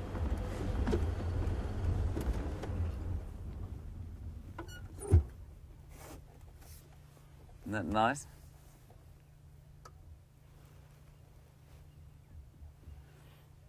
And this is a sentry. The rest of the troop will be around here somewhere, knocking about in the bushes, feeding on those white berries that Wium and I ate, and feeding on many of the other things, sort of shoots, insects. And I know Gracie in Ohio gets very upset if we eat too much out of the bush because we're taking from the animals. Don't worry, Gracie. I had 4 white berries, and Wium, you had 1, did you? Mm-hmm. Okay, good. It's only 5. There are millions out here, Gracie. Don't worry. James, I've got a thorn sticking out of my arm. You've got a thorn sticking out of your arm? Yeah. Oh, that's a dreadful pity, Wium. Where? Oh, yes. He has. He's got a piece of Sisyphus or knobthorn in his arm, everybody. It's a great sadness in my life. Its relevance to this sighting, of course, is that a monkey like that can climb in the thorniest kind of tree. And somehow, I don't know how or why, but they manage not to hurt themselves. And I mean, if you've ever put your hand into a Sisyphus tree or a knobthorn tree, the thorns are like razors. They would slice your hand to pieces. Look at poor old Wium. Okay? Let me point it out to you. It's difficult to see. There. Oh, shame. You want to super zoom it, Wium? Are you going to drop me off at medics afterwards? I'm going to drop you off at the medics afterwards, yes. Brian's asleep, so we can't use him right now. Can't wake him up. He's hibernation. Yeah. Okay. Let's keep going. Omar, you have been watching the dam cam, I suspect, looking at that cesspool of buffalo dung, buffalo urine, terrapins swimming about in there and all sorts of other things. And you want to know why it is that the animals don't get sick drinking water like that. Omar, it's simply a function of the fact that they're used to it. So if you think about what a lion and a leopard eats, they will drink the worst kind of water. A lion and a leopard are happily able to eat any kind of rotting flesh, and the most disgustingly stinking rotting flesh with maggots and all sorts of things on it, so that their stomachs are extremely acidic. They can deal with just about any kind of pathogen that they might ingest. They don't get sick from ingesting things. For the herbivores, I think it's simply a case of being used to what they, used to drinking that sort of thing. Interestingly, elephants don't like that kind of water. They'll drink it if they have to, but if there's clean water, like out of a pumped pan or out of a spring that's been naturally filtered by the sand, then that's what they'll go for. It's rather the same, I think I've used this example before, of people who live in India, for example, who are able to drink the water there, but if I go to India, and I've been to India, I wouldn't touch the tap water there. And we're told, if you don't live there and you're not used to it, don't touch anything that doesn't come out of a bottle. And that's simply because the people in India are used to the bacteria that's in the water there, and if you're not from India, then you're just not used to it. Some impala running across the road.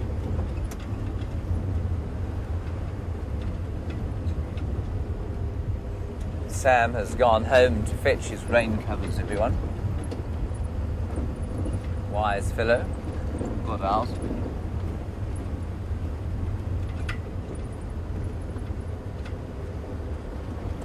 And Katja, you ask a question that we could debate for years. You say, are there any plans to undo the unnatural provision of water in the Kruger area that has changed this distribution of species? In the Kruger, yes, they are definitely closing down lots of water holes. And, I mean, they opened a few more of them during the drought, which I think was a totally ridiculous thing for them to do, but they did open a few more. But absolutely, over the course of the last 2-3 years, they've been closing down water holes, blasting dams open, and allowing the natural movement of water in the area. In the Sabi Sands, the chances of that happening are negligible to zero. And the reason for that is that everybody, you know, it's small packages of land owned by private landowners.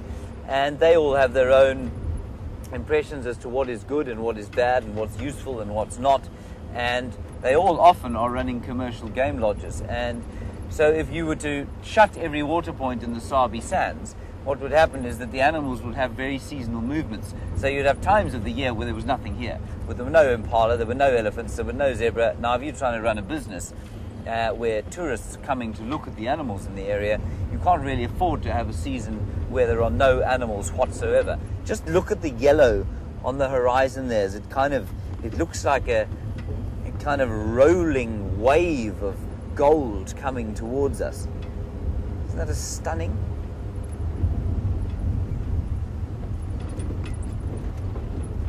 Rolling wave of gold here. Did you like that? Yes. Thank you.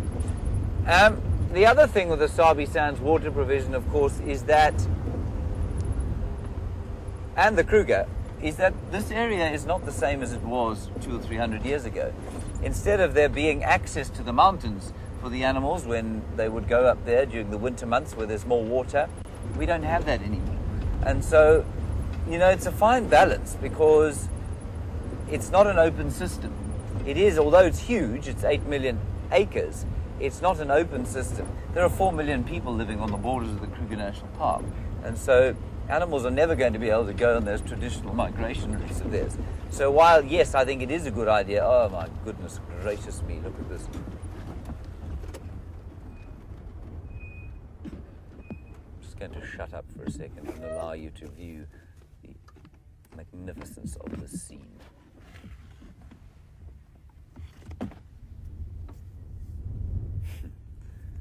Like a reverse sunset.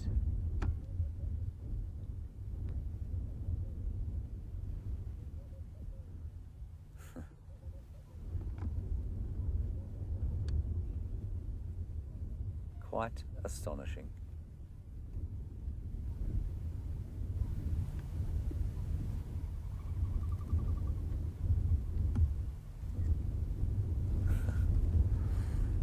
I just took a picture with my telephone, everybody. The greatest landscape photographer in the world. Just appreciate that for a second.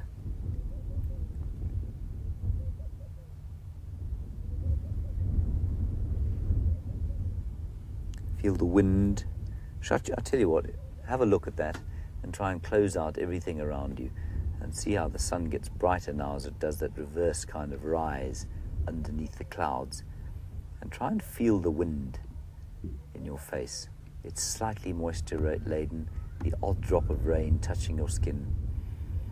The smell of dust mixed with moisture. One lone laughing dove calling.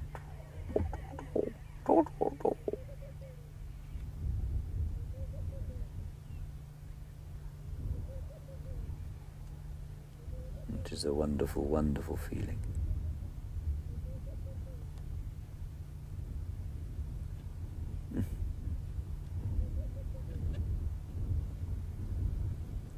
We are very lucky to live where we do here.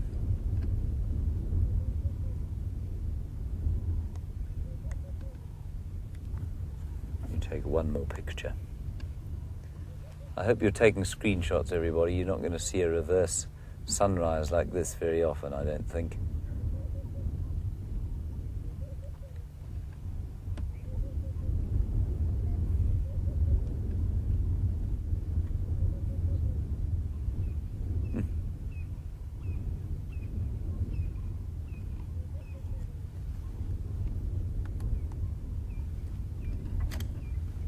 stunning. All right, Wium, let us, with a slightly subdued feeling. I actually can't bring myself to move, I'm afraid. Look at the golden rays touching the grass here. And you may even be able to see the odd little dripple of rain catching the light. I mean, there really are very few drops of rain, but there are some.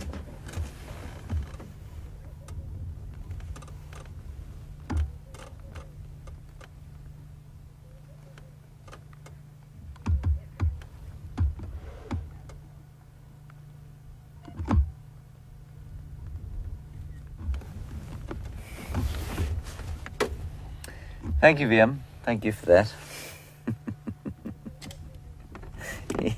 He loves to do that. I could feel it do. I knew he was going to do it too. I could feel the camera moving round. Now, glad I haven't figured out all these buttons on the camera yet. Very glad. All right, let's head across to Sam. He's put on his rain cover for the first time.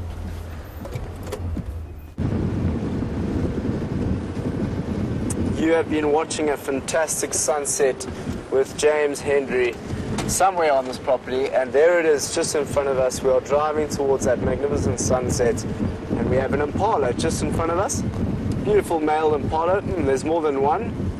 There's two, there's three, there's a couple.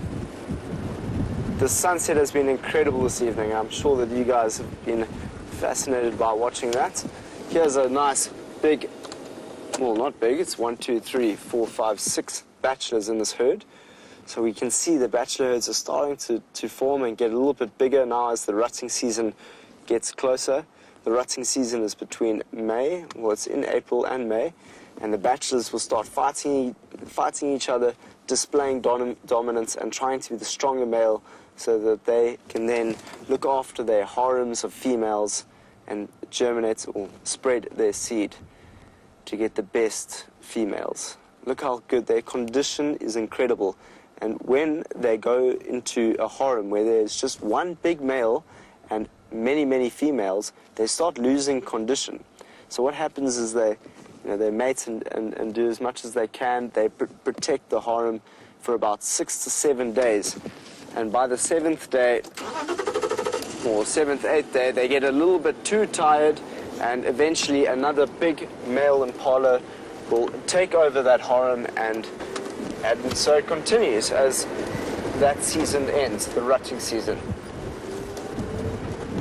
But it's an incredible afternoon out here.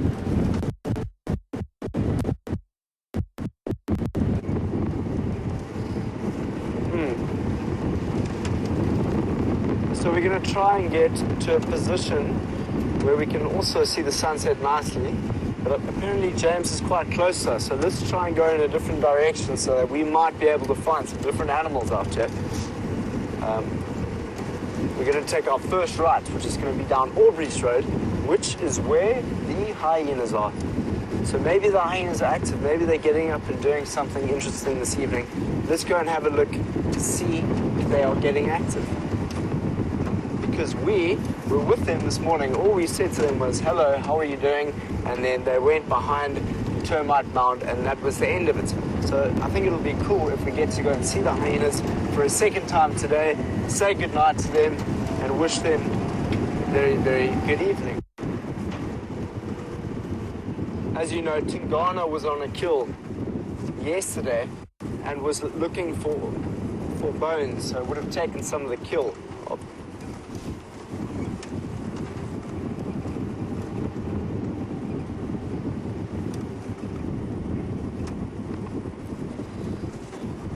Wow, look at that sunset as we move towards it.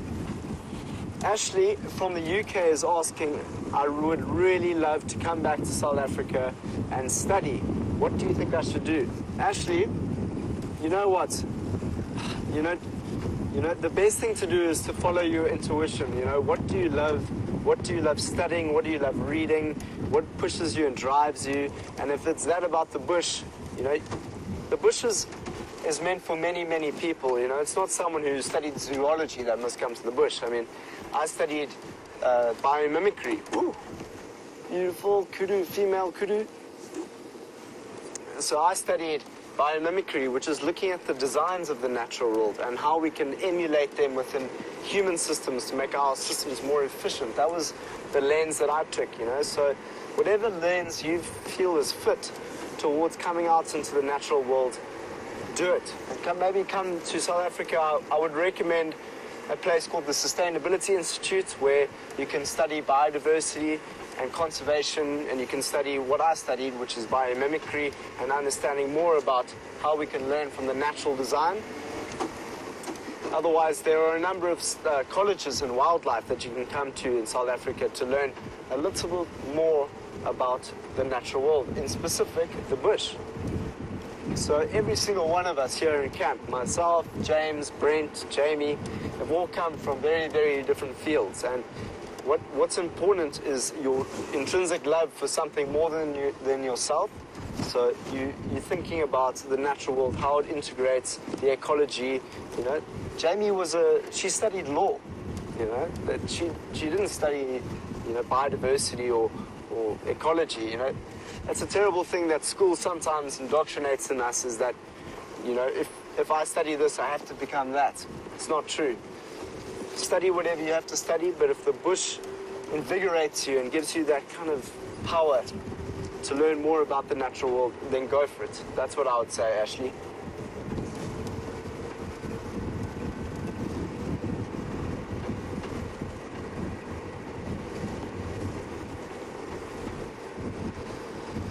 Katja is asking, are there any rites of passage for a new safari guide?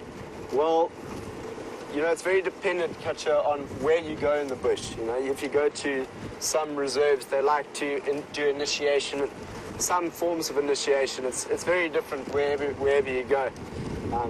In some reserves, like, you actually had to go out and shoot an impala and then come back with the impala, and then you were part of the team. That was many years ago when that was there. But, you know, to be honest, it's not as vigorous as that anymore. It's kind of, you know, if you have an interest in the bush, you can come and you can learn and you can do whatever you need to do. So there's not that many, unless, do you know of any, Dave? I don't. Katja, your best person to ask is either Brent or James on that one, because they came straight out of that. They were trainers in the bush, so they were very, very built into that system in terms of initiation and all of that. I never had to really suffer initiation.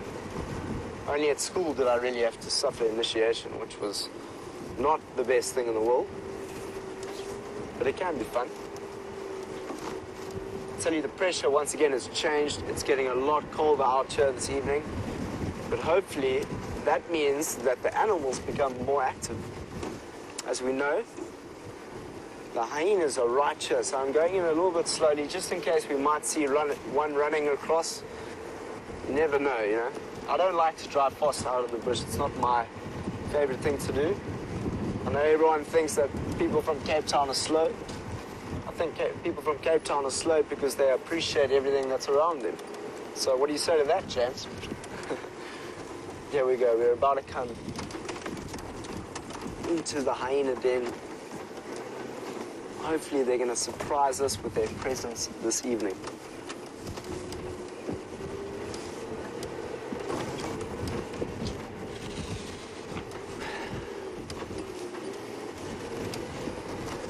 I can't see any at the moment. We're just going to come around the corner, slowly but surely. Dave, watch out for this tree.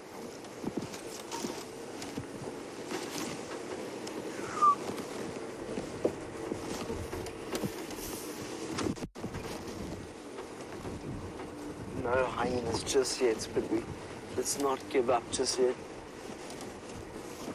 Let's see if we can see some. We're going to go around the termite mound as quietly as we can.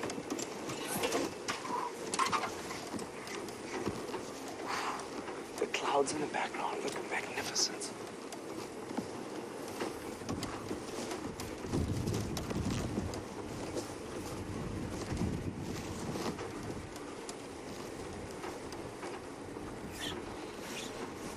I'll tell you what, there is a very bad stink here. Can you smell that, Dave? Yeah. Sounds like something was killed.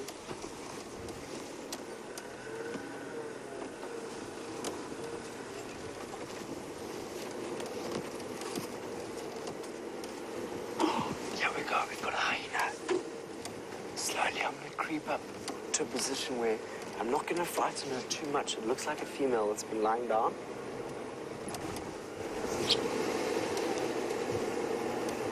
Oh, there's a youngster right by it as well.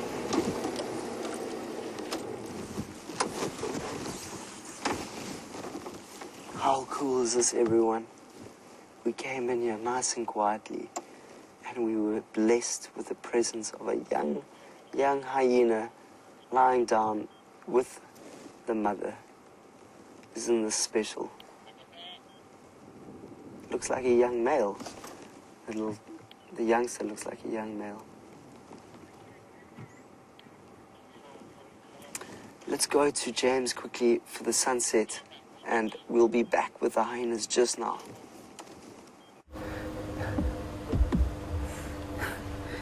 We wanted to show you I wanted to show you the sunset. Wium wants to go and look for leopards. Just have a quick look, come on.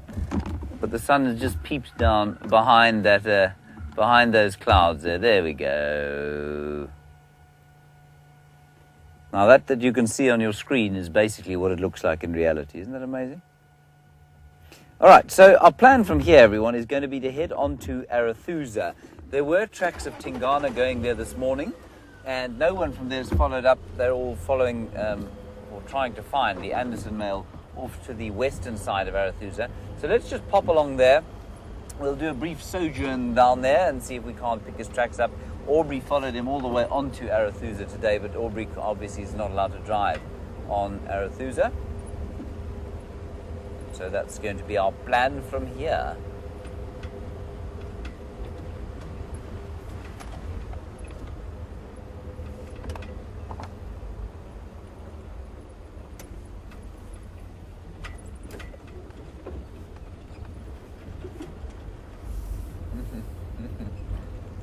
Hello, Gracie. Aged just 8 years. What have you seen? A bull ellie. Wium was pointing like it means I was a complete imbecile for missing this thing. I suppose fair enough. Gracie, you say it's okay that we ate those little bits of fruit because I am a growing boy. Well, I am, yes. You know, the doctors told my mother that I was going to be 6 feet tall.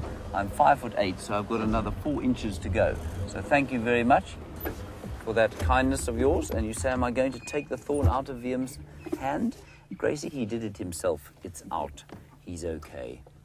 I'll put a band plaster on it when we get home. There's a big bull elephant, everyone. He's feeding.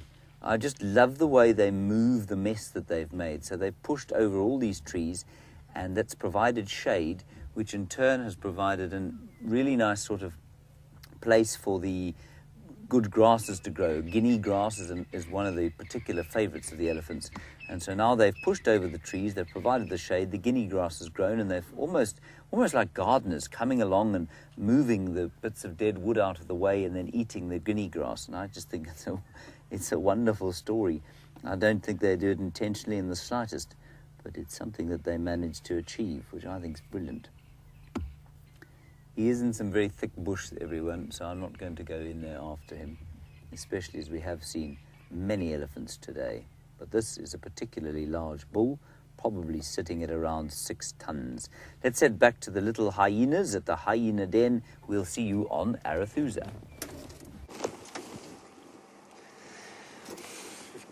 From the sunset to a hyena grooming its youngster right in front of us. How lucky we are.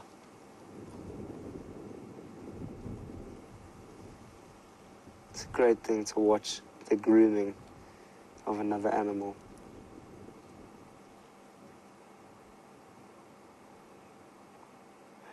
We saw the male lions grooming themselves this morning under the thick trees that we were sitting at. And you see that, hygiene is a very important part of any animal's life out in the bush. It protects them from any disease that might be present or lurking in the backgrounds. much like we have our showers every day. All the different animals are cleaning themselves from all the dirt and all the meat that they've been eating, all the blood, carcass. For the survival of their species, it's important to groom themselves. I think it's so cool to watch the youngster in the arms of the mother. Very cool.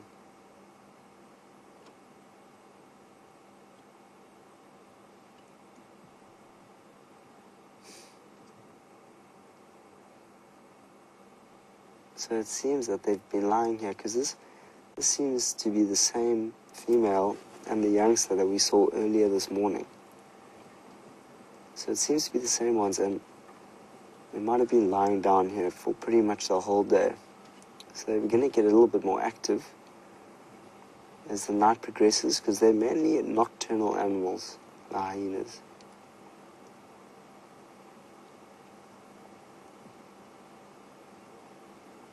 Oh, she's really grooming. It's cool to watch.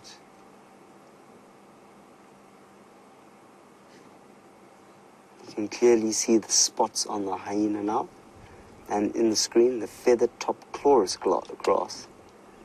Hello, how are you?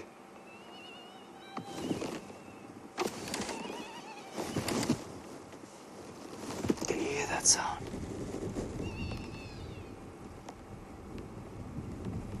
Wow. How special this is to watch. I think she's done. She's like, I've groomed you now. You're nice and clean. Now you can get up. Begin your evening. Wow, they've got so much bigger, eh? From the last time when I saw them, when I came from my interview drive, it was small. They hadn't even developed those prominent spots that we can see now. Can you hear that? It sounds like one of the youngsters. Can you hear that, Dave?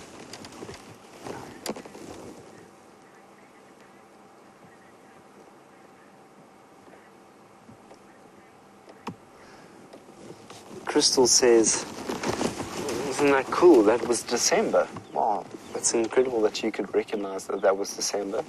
I'll never forget Corky and December. Those are the two names. Okay. And there was also one called November. If I remember correctly, there was November. And November had a white spot on its back foot. Is that right? I can't remember. Please, can you...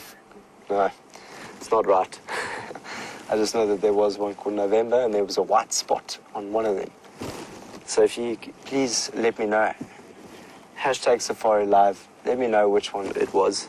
I think it was December that had the white spot, so I'll confirm it with James and everyone a bit later. We'll have it. But it seems that they've just left us for now. They've gone round to the other side of the termite mound, but I think it's so cool that we managed to come in here really slowly and view these two hyenas just being with each other, sleeping in the afternoon and night underneath the incredible sunset, the African sun that we have had today. Another beautiful day in the African bush. Could we ask for anything better? Could we?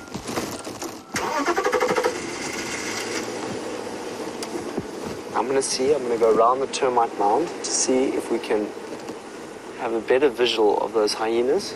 If not, we're going to move off slowly and see what some of the night critters that might be lurking around. Ooh, there you are. Hello. She's back.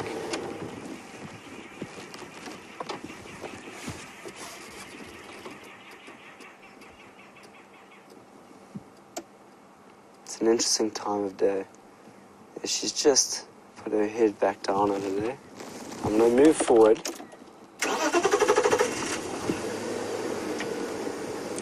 Dan was asking which one was making the noise.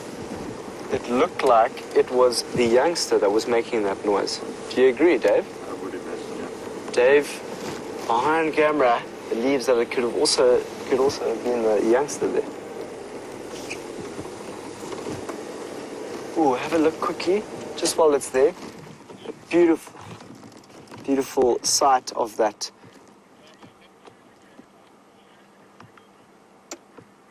fork-tail drongo. Deborah, Armchair Traveller, thank you so much for informing me on the names of the youngsters of this hyena den. I'm slowly but surely learning them.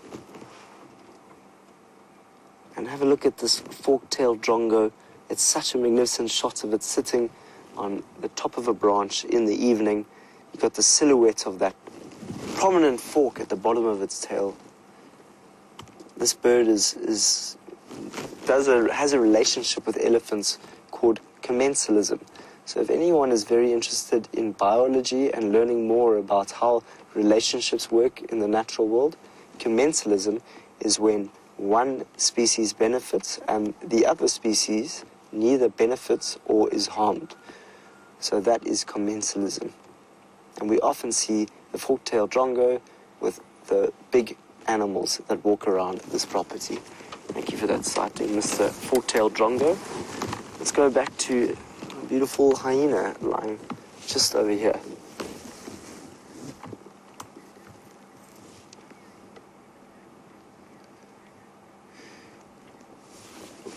So thank you, Deborah. We had 1 November cub, 2 December cubs, and 2 January cubs. And the one in December had the white spot. So it's all coming together. Thank you, Deborah. I really appreciate all the help that you've given, as well as all the other viewers that have been helping me, or all of you, helping me with identifying and developing a greater understanding of the psychology on Djuma. I know that you have been here for many, many years, and I've only just started, so you've made my time here a lot easier. What have you seen, smelled?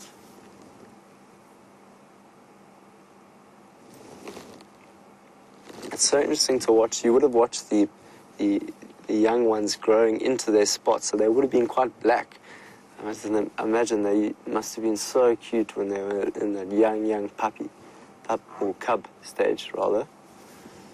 I often just want to go to pup because I think it's like a dog, but it's not. It's a cub. Call a hyena cub. But you can see, even though she's lying down, she's quiet, she's still moving her ears around, listening out for any sounds of the bush that might be happening. It's almost like how a great white sleeps with one eye open in the ocean. The hyena is constantly moving around his ears, trying to listen for any kills that might be made by lions or leopard out there. She's got her snout open because she can smell things from such far distances. As soon as she gets any scent of anything out there, she'll be gone to see if she can collect any and scavenge anything of a kill and bring it back to the hyena den. Wow. So it's starting to get a little bit darker here at the den. She looks very comfortable and rested in her position. I'm going to leave her now and let her get comfortable into her night. I know that she's going to get a little bit more active a bit later, but I'm also quite keen to see what animals of the night we can find tonight. I really, really, really want to see what do you call them again? I really want to see a... Honey badger. I really want to see a honey badger, Dave. Civet? A civet. I want to see a civet, but it's something else. I'll let you know when I come back. Let's see what James is up to.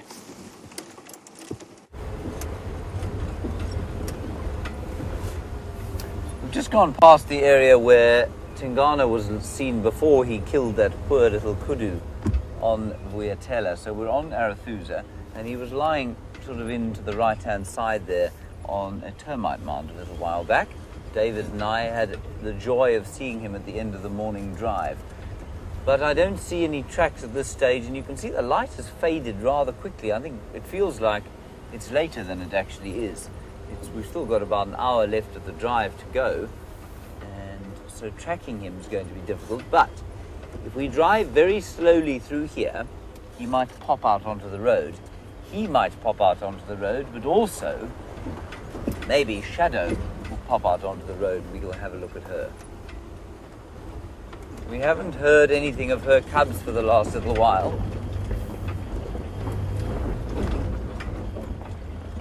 And there's no one around this area, apparently, from Arethusa, so they're all off to the west looking for the Anderson male.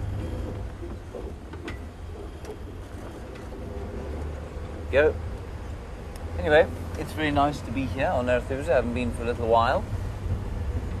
So we'll just keep looking gently down this road and see whatever else we can see. Wium, of course, is a fine leopard tracker. He will be watching the road.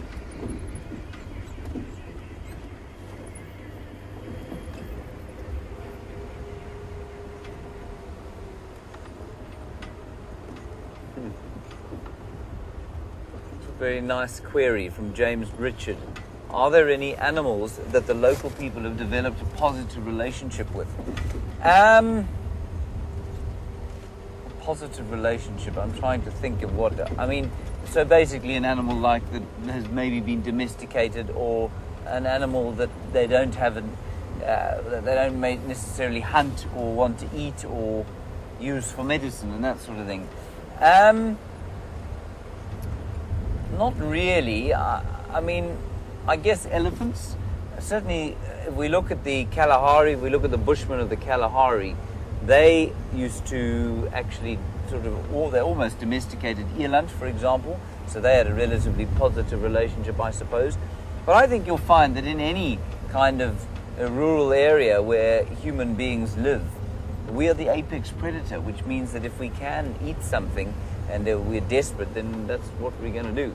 And so, James, I would say, I mean, it's difficult to say.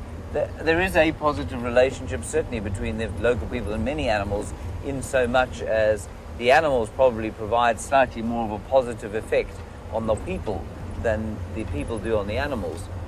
But, yeah, that's a very interesting one. I think I'd have to say no. I don't think so. But I don't think in the same breath, I don't think that's a bad thing. I think it's purely the fact that we're the apex predator. And I think if you go to rural areas anywhere in the world, you'll find the same kind of situation, especially in areas where people are a little kind of dependent on the land because there is no employment. Have you seen a leopard yet, Wium? No. I thought that's why you came on the drive, to see a leopard, didn't you? Yeah, no. Well, you don't have forever, you know. You were looking at the sunset for 2 hours. That is true, yes. I was looking at the sunset for a few hours. Is that going to be sort of on the same list as buffalo and giraffe soon? Buffalo's taken off of it. Oh, buffalo's taken off the can't film list. Okay, well that's good. Giraffe? Sunset is on there now. Giraffe? Sunset is on there now. Giraffe. Okay. Sunset and giraffe, no film.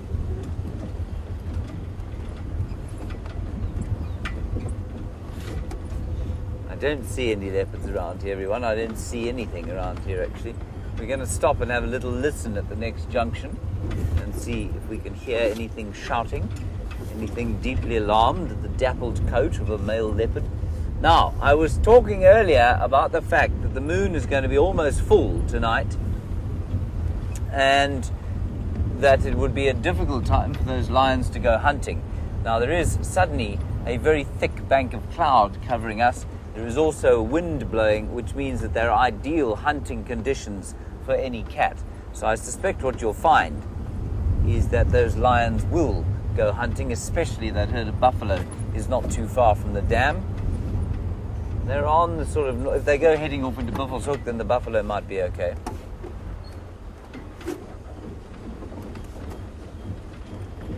Maybe Sam will go and have a look at those lions and see what they're up to at this stage. That's actually a really good idea.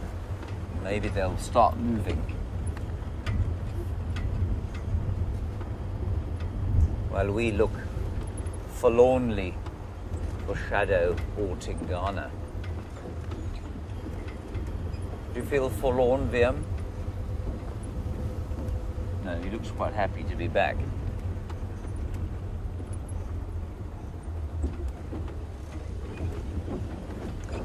And James Hendry Old Hat, well, it's fast becoming my favourite Twitter handle in the world, of course. the greatest Twitter handle ever developed was James Hendry's fan, of course. But James Hendry's old hat is not too bad either. And you ask a lovely question about why, in the face of a food shortage, do animals not kill off their youngsters? Well, they do, you know. They don't do it intentionally, but they will leave them. They will leave them to die. Very often, animals out here will leave youngsters to die in the face of a food shortage. And that is simply because it doesn't make any kind of evolutionary sense for a whole group or family of animals to die when they could move on and the youngsters can't keep up. So it happens when the food sources are low and herds of animals will want to go off and try and find a food source distant from where the youngsters are born, and then absolutely it will happen that the babies will just be left. It happens with hyenas quite a lot, actually. It's quite interesting. I read the other day that if there is too much pressure put onto a den, so for example that den that our hyenas live in, if the lion and leopard pressure on that den becomes too great, they will simply abandon it. They'll just leave those cubs there to die. They will just decide one day they're not coming back and they'll go off somewhere else, which sounds awfully harsh, but it's not. It makes complete sense biologically, because if you want to survive, of course, it's no good you risking your life for your young cub or young pup out here, because it means then if you risk your life, they too will die. Oh, very nice. Wium has spotted a scavenging bird. Back more, yeah. Good? Look at that ominous sign in the sky. Now, we were talking earlier, of course, about ominous things and birds or animals that people might kill for good luck or bad luck. The vulture is one such animal.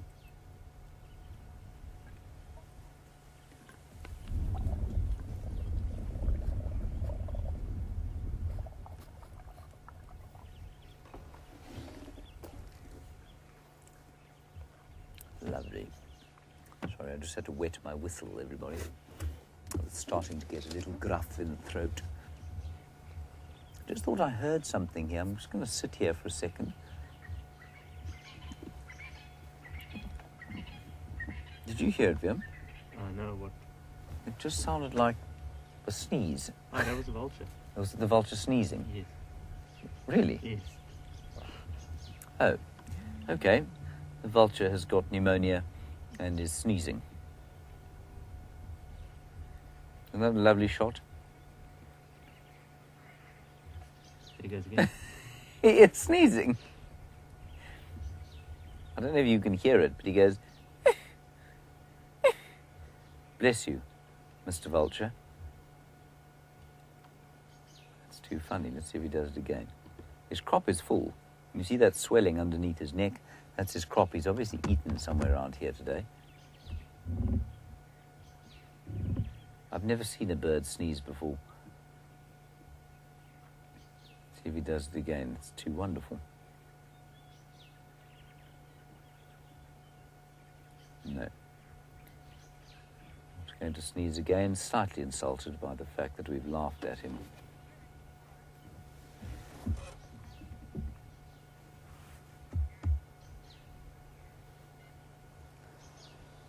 Now that bird, of course, is a passerine, so it's a perching bird, but it isn't so much perching as balancing. A vulture has fairly large feet, and Eric, you're obviously quite au fait with the size of vultures' feet. You say, why are they so large? Well, I mean, I don't know that they're that much larger proportionately than many other birds, but I suppose the answer would be that they need them for balance when they are trying to scrabble around on a carcass. They don't have those very powerful gripping muscles in the same way that many of the other raptors do. So it's difficult for them to perch. Well, I mean, they can sort of perch, but not like some of the other raptors. So maybe they have largish feet just for kind of balance and for fighting each other off at carcasses. I'm not sure, Eric. I mean, I've had a white-backed vulture sitting on my arm, and I didn't sort of look at its feet and think, well, those are much larger than any other raptor's feet. Certainly their claws aren't quite as long or sharp as those on a martial eagle, which is a similarly sized bird. That's a white-backed vulture, everyone. A white-backed vulture with a head cold. And he'll just sit there for the rest of the night, watch the night come in, and he's very safe up there.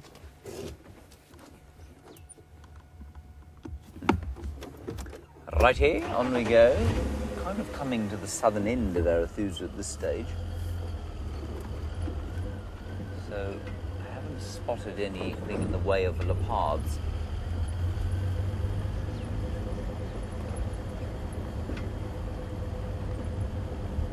Tim, I'm going to ask you to try and clarify your question. You want to know if there are any villages within the Kruger. In terms of human settlement, no, there aren't, but there are lots of camps. So there are lots of places where you can come and stay, but there are no sort of sedentary human settlements here in the Kruger National Park, no. Well, Skukuza, I suppose you are. I mean, Skukuza, which is the headquarters of the Kruger Park, that's a good point, yeah, it is actually, I suppose, it's considered a town because there are so many staff that live there. So I guess Skukuza would be the only sort of village within the park. Thank you, that's actually a very good point. But it's there because of the park as opposed to kind of being there in spite of the park. I think if you go into Mozambique, into the Greater Limpopo Transfrontier Park and the Mozambican section, you might find one or two villages still around there. I don't think so, though, but I mean, some of those areas are so remote that people may have moved back in. And I think it's a wonderful thing that happens in East Africa. The fences around the parks are often non-existent. So there's just a line that, you know, it's kind of a blurred line. And what it means is that people are forced to live with wildlife and wildlife are forced to live with people. And in the absence of the motivation to poach elephants and poach rhino, for example, for their horns, which is, of course, a profoundly stupid human pastime, it's amazing how well people and animals actually get on with each other. Let's turn on some extra light. It's a lovely fresh breeze blowing through the area. And Brian said to me yesterday, please could he have a chameleon for his birthday? Could he see a chameleon? And I thought, well, I'm sure we'll be able to find one. And we didn't see any chameleons. And I think that the lack of chameleons this year is a function of the lack of rain that we've had. So we really have had very poor rains and consequently few chameleon sightings, I think, because the insects are down as well. So not as many insects, therefore not as much for the chameleons to eat. And I just think they haven't survived as well as they would have. For those of you wondering what I'm talking about chameleons, maybe you're new viewers, chameleons we normally see at night because they're very iridescent. You can see them shining like odd-colored leaves. And it was always great fun when hiding to you spot a chameleon, of course, it would be in the tree. And if you don't know what you're looking for, you don't see them. But if you do know what you're looking for, it's really very easy. But people would sit on the back of the car and you'd say, oh, there's a chameleon. And they'd go, oh my God, James, that's incredible. I can't believe, how did you spot that?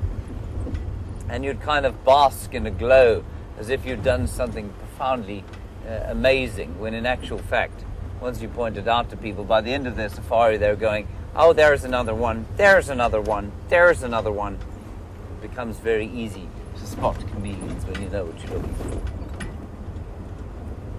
I think let's go and have a quick turn around the Arethusa airstrip, and then we'll come back this way.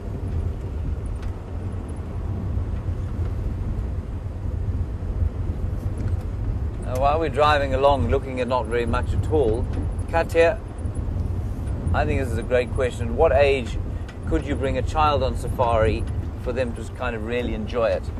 Katya, I'm going to say that I don't think it's worth bringing a child on safari before they're sort of 12 or 13. Maybe 10 or 11. You know, the drives are quite long, and so unless you really are kind of concentrating, they can be a bit boring for kids. If you come in with a big group of kids, well then, I mean, you can tailor-make your safari accordingly. But if you come as a family of 4 and you have to share a vehicle with another couple, or another family, then it can be a little difficult to tailor-make the safari for the kids.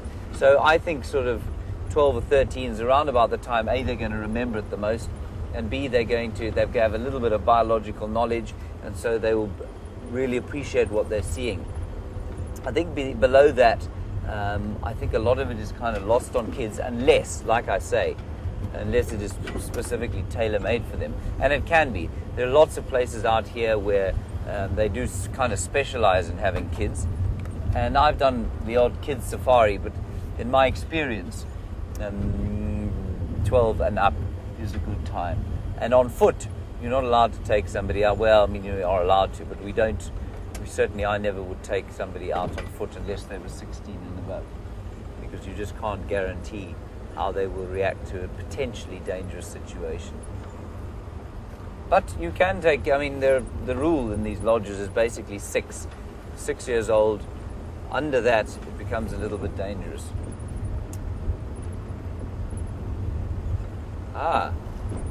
Right. So, Tim, thank you very much for clarifying. You did mean settlements, so rural villages within the Kruger. You lived in Zambia in the 70s. Thanks for that background. And you say there were settlements in the national parks, and I think there probably still are. Tim, that's great. Thank you very much for that. Zambia, of course, two neighbors away from us, so it goes South Africa, then Zimbabwe, then Zambia, just north of Zimbabwe. Beautiful country, some iconic national parks of Africa: Luangwa, Busanga, Kafue. Really household names in the safari industry, if you like. Certainly one day I hope that we will be able to bring you pictures from a place like that. Of course, if we were to do this kind of thing in a place like Luangwa or Kafue or those places, they don't have the infrastructure that South Africa does, and so we would have to be a completely mobile unit, and that would be just wonderful. So we couldn't have these big towers that we have here sending the signal to you. We'd have to somehow put those towers into the air. And I don't know if any of you saw, but a little while back we had a balloon in the air with a repeater on it. And that was part of that process.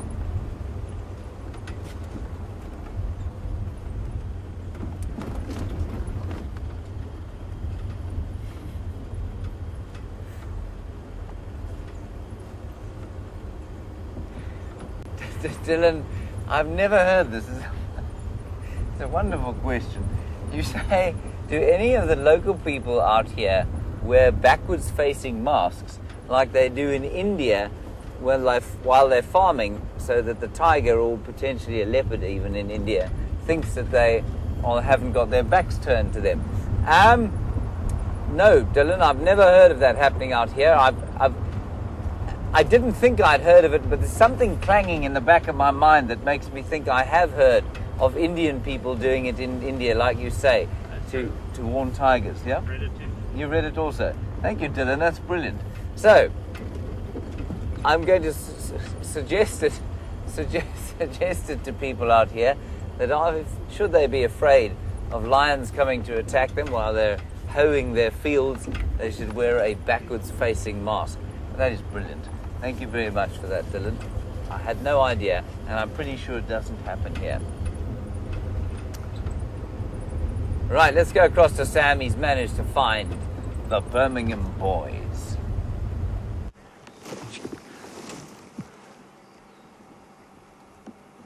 We are back with the Birmingham Boys. They are still fast asleep, as you would have seen them just a little bit earlier with James. I'm not sure if they're in the exact same position as they were with James, but they are pretty much, these two are on top of each other, which is so cool to see. I think that might be Blondie on the left. So this is only the second time that I'm viewing the Birmingham males, and they are a beautiful looking bunch of males. And I think, if I'm corrected, is that Blondie on the left there? On the left of the screen, is that Blondie?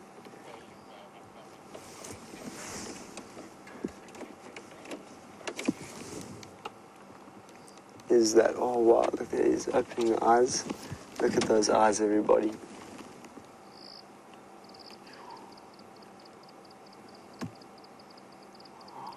It's cool, eh? And that mane.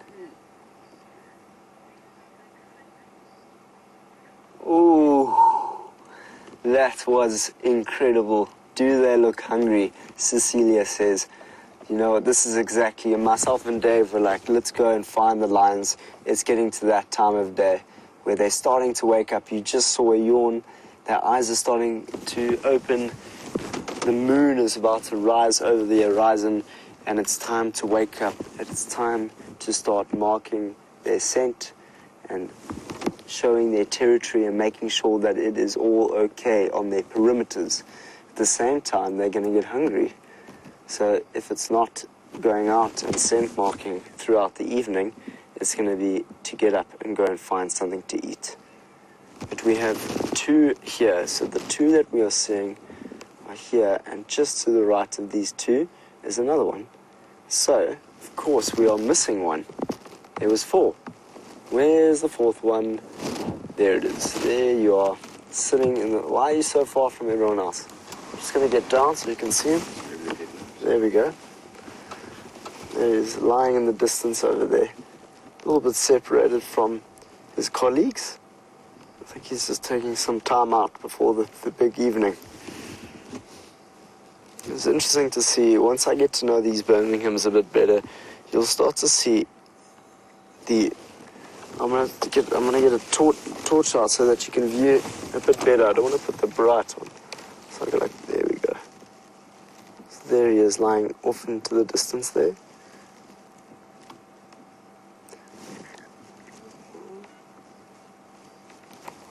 Well, I don't want to shine it too bright. He's having a nice sleepy. Maybe he doesn't want to wake up just yet, so I'll just put it like that. But if anything's going to wake him up, this torch won't tell you why. Because the moon is about to rise in to the night, and it is a full moon tonight. I think it's a full moon tonight. Dave, it's either tonight or tomorrow, is that correct? Yeah, that's right. So the moon will be out. That's tomorrow night. The full moon is tomorrow on Earth Day. So tomorrow is Earth Day, everyone. And it's going to be full moon. It's going to be a spectacular day to be out in the bush. Please join us tomorrow for both the morning safari and the afternoon safari. Hopefully the Birmingham Boys will still be here. I'm sure they still will be. Well, to be honest, it's very difficult to say that, because when the Birmingham Boys get a little bit more awake, they've got quite a territory to walk in. As you'll know, their territories are huge. They'll go into the different reserves that are around here, from Torchwood to Buffelshoek, down to the south, and to... I don't think they go as far as the Manuletti. I know they go out into Buffelshoek. I think they just take a little bit of the section of the Manuletti. But most certainly they go towards Torchwood and all the other places. But let's have another look at the lions.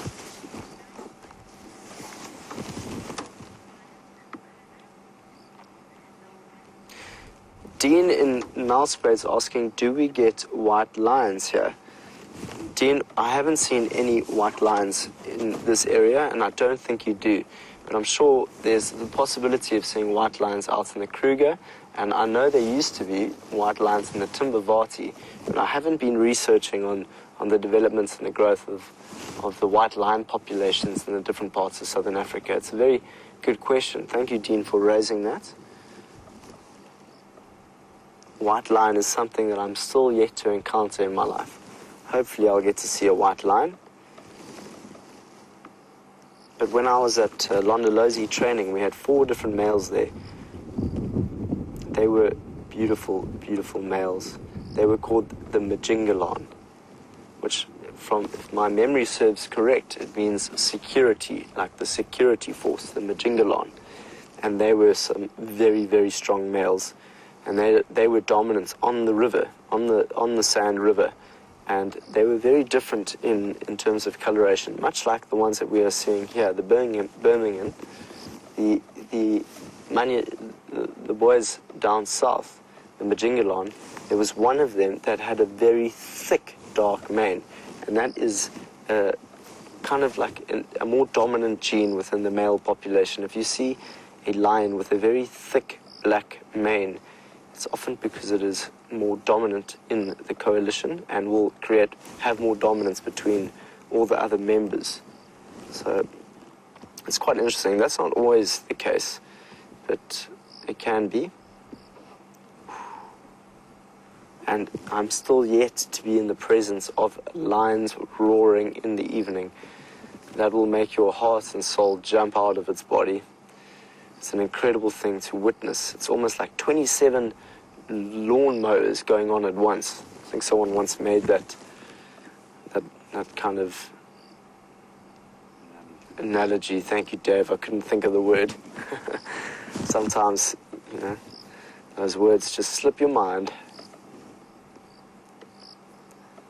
I'd be very grateful if you big boys could stand up and give us a loud roar under the beautiful moon that's about to rise above you.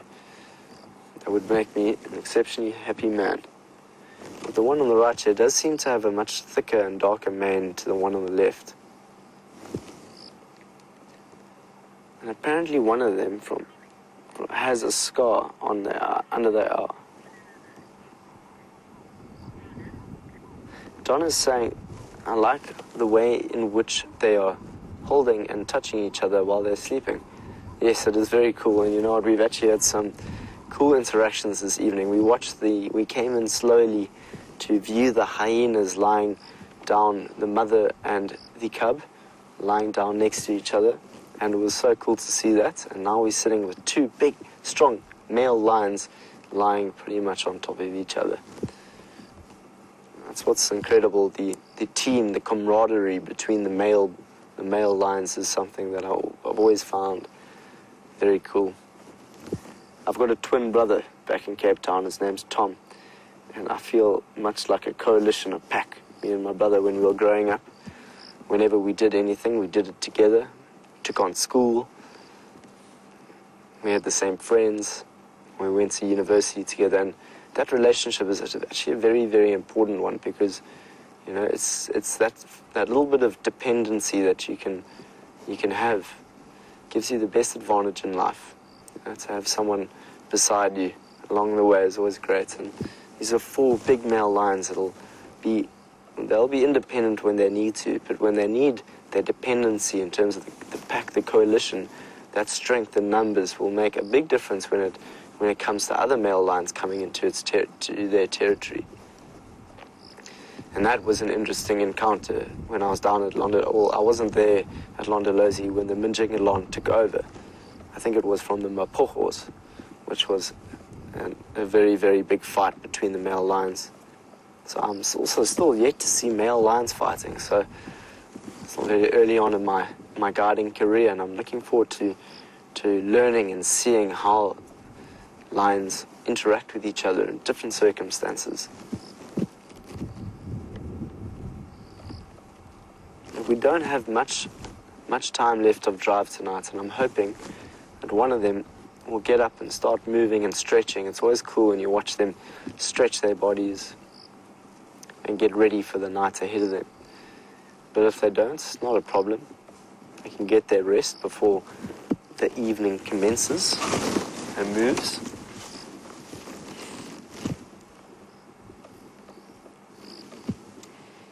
But the rain, the clouds that were above us seem to have just left us, and now the stars are out to play.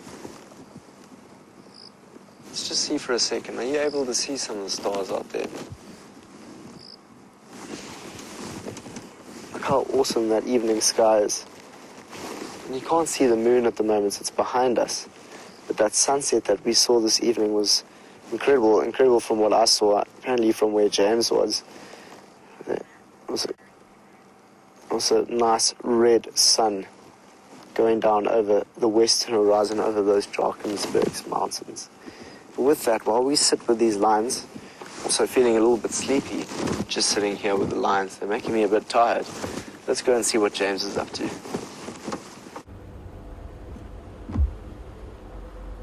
How cool is this picture, everybody? Look at this beam of the Starship Enterprise going up towards the spaceship. Isn't it, Wium? Yep. You think Captain Kirk will land here? I don't know. I'm more of a Captain Picard fan. Ah, you're a Captain Picard fan. I'm Next Generation, remember? Oh, you're one of those. Let's turn the lights on. We turned the lights off because there were some impalas, and then we discovered this phenomenal spotlighting technique, of course, of spotlighting the dark. Oh, look. Oh, no, you stupid bird. Did you see it fly in there? It was a little owl, everybody, and the stupid person, well, if there is a stupid organism here, it's me, because I didn't spot it on time. A pearl-spotted owl, tiny little owlet, sitting here on this dead tree. But unfortunately, it's flown into that bushel. Let's go a little bit closer there. We're on the Arethusa airstrip. There was nothing here, a couple of wildebeest and some impalas, but nothing else. Everything quite relaxed, of course, in the safe and the knowledge that the Birmingham Boys are fast asleep on Vulture or Juma. They went into that bush there. There it is. Ha! I can see it, Wium. Can you see it? No. There. You got it. Super zoom in. Yes. Well done. Now, this is actually brilliant. What is brilliant about this, of course, is that we were talking about that practice of wearing a mask backwards so that you deter predators. This bird does exactly the same thing. Look at that. He's got two black eye stripes, eye patches on the back of his head, which makes it look like he's looking behind him.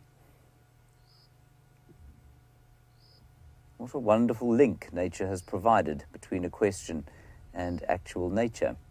I guess that would be some indication or some a small example of Sam's favorite topic, which is biomimicry, where human systems mimic something that nature has been doing for years, millennia. See those little eye patches there at the back? That particularly irritating bit of tree is getting in the way. Where'd he go? Now, he actually can be a diurnal owl. He's not always totally nocturnal. Let's see if we can make him call. I'm going to try and call him with a whistle.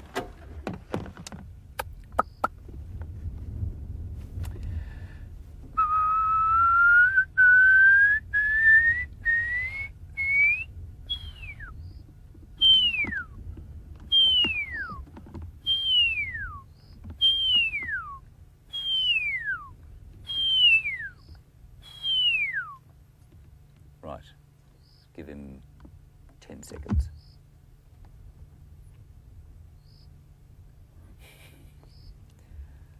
The pearl-spotted owls of this area are so uncooperative when it comes to doing this.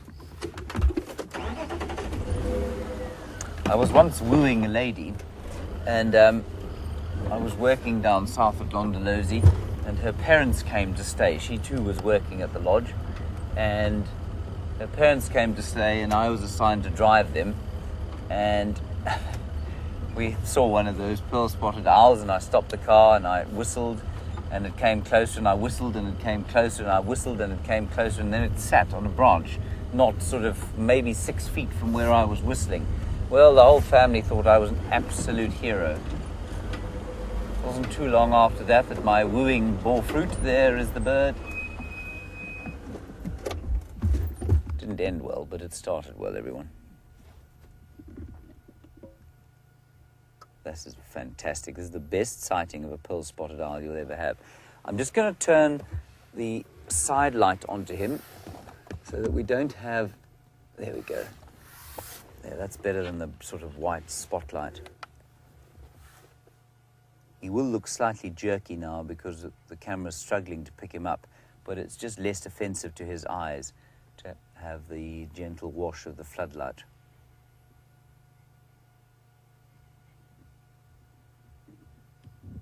His lovely yellow eyes there.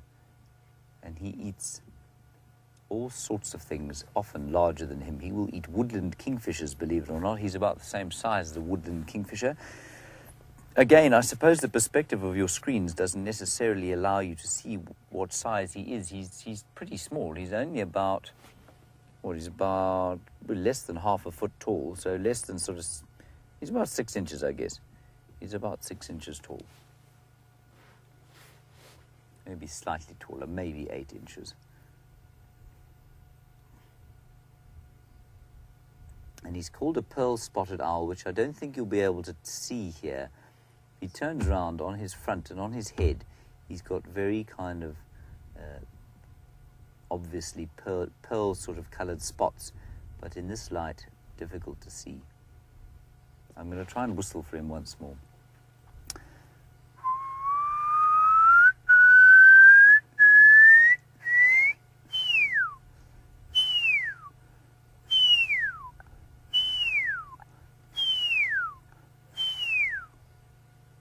Looks irritated.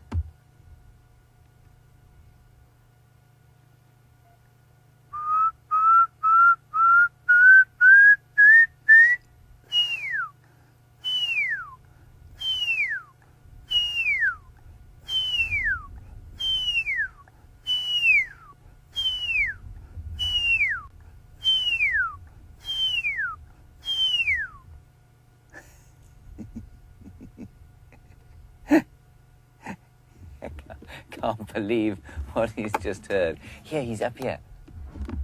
He's in there. Monique, I think I saw him flying there, Wium. I'll just go a little bit forward. Monique, he's the same size as a Scops owl. You wanted to know if he was smaller than a Scops owl. He's about the same size. The Scops, there he is. Scops owl, everybody, similar size. He's not calling because he doesn't want me to think that I've seen him. There we go.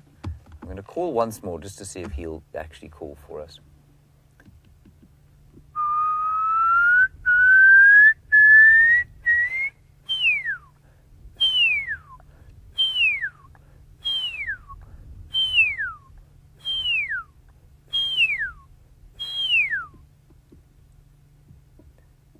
Very cross. I think what you'll find is that they also normally call at dusk and at dawn. And so he'll think twice about calling now because it will give away his position. He's on the hunt, and so he won't necessarily want the other birds to know where he is.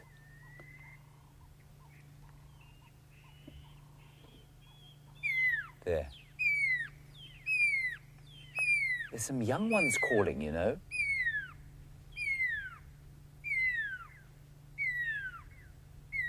How cool is that, everyone?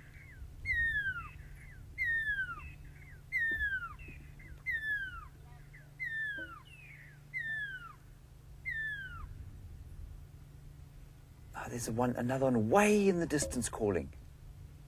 But just below him, I'd love to say it was me that induced him to call, but I don't think it was. Just below, Wium, did you agree? Did you hear something kind of rasping, like a sort of raspy call of the pearl-spotted owl? Yes. And I wonder if there isn't a youngster or a nest somewhere in here. Let's just go slightly forward and have a look. Maybe those were fledglings calling. I don't remember what a pearl-spotted owl nests in. I imagine it's probably a very thick bush like this.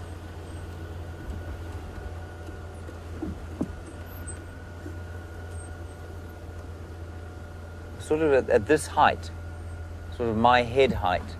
And it was kind of like an immature call.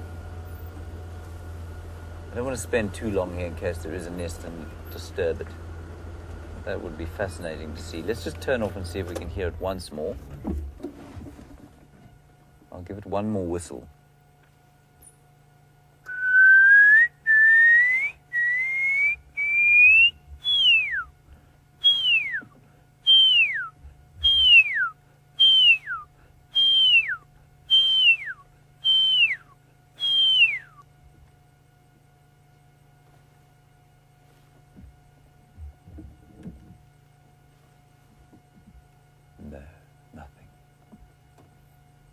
What a tremendous experience.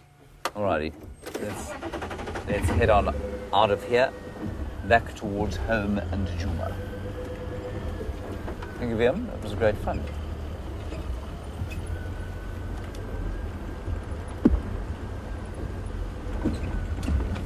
William in Oregon, thank you very much for kind compliments. Fantastic spotting. Well, I did my best initially to lose it, of course. Then we found it again, and yes, of course, Wium, back from leave, hasn't lost any of his old skills brilliant camera work. Wium, of course, was in the Kalahari for his leave, and he was not entirely without a camera, were you, Wium? No, never entirely without a camera. And Wium is the kind of person, and you all know one of these people in your lives, who is a tinkerer. He's a fixer of things.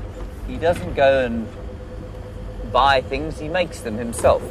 So he's created this whole kind of mount for his camera on his personal car. He arrived back, he put a new, what did you put in your car? A new computer? Yeah. A new brain. So now he cannot drive the car without a laptop sitting next to him or attached to his windscreen, which mixes his fuel. It tells the car how much, I don't know what it does. It does all sorts of incredibly complicated things. But basically, driving Wium's car is now like flying a Boeing 747. And that's not, we haven't even got started on his mobile home. Which in fact, one day, you know what, one day, Wium, we're going to set it up and show the viewers your mobile home. Let's head across to Sam while we head out of Arathusa.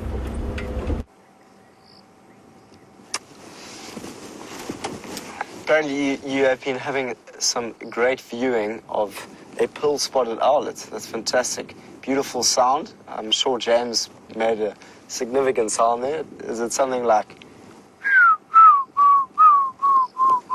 Or was that nothing on James's? I'm sure James's is well rehearsed. Much better, really, huh?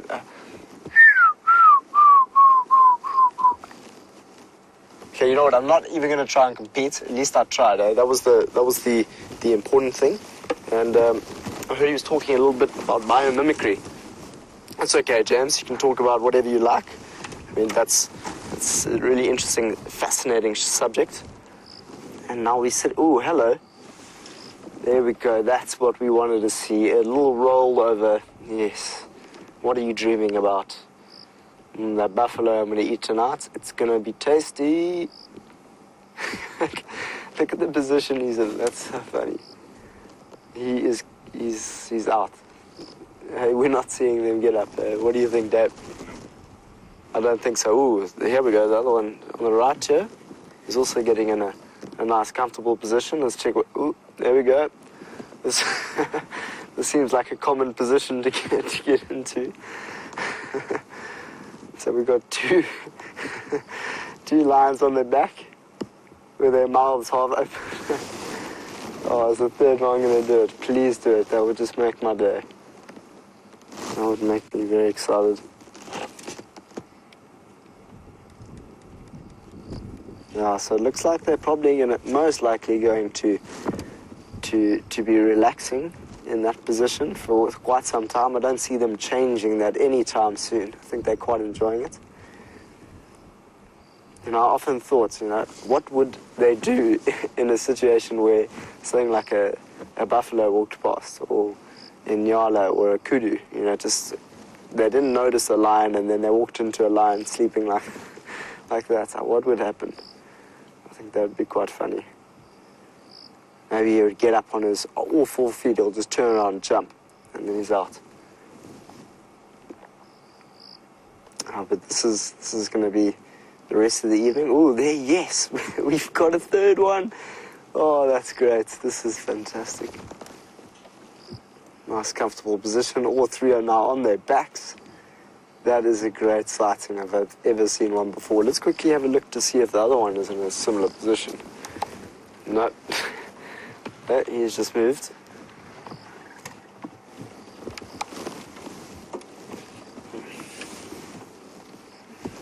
In Lalapanzi, which means he is fast asleep.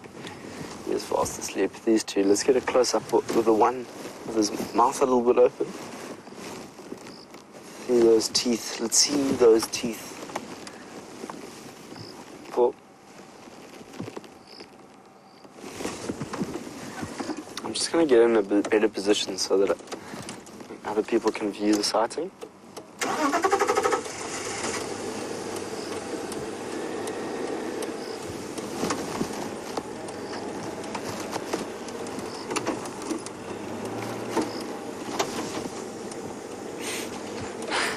Yeah, I think my car's indicating for some reason. There we go. I'm not on a highway anyway. I'm just going to put on my backlight.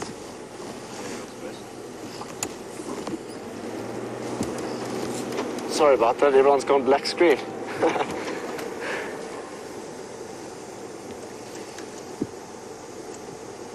There we go.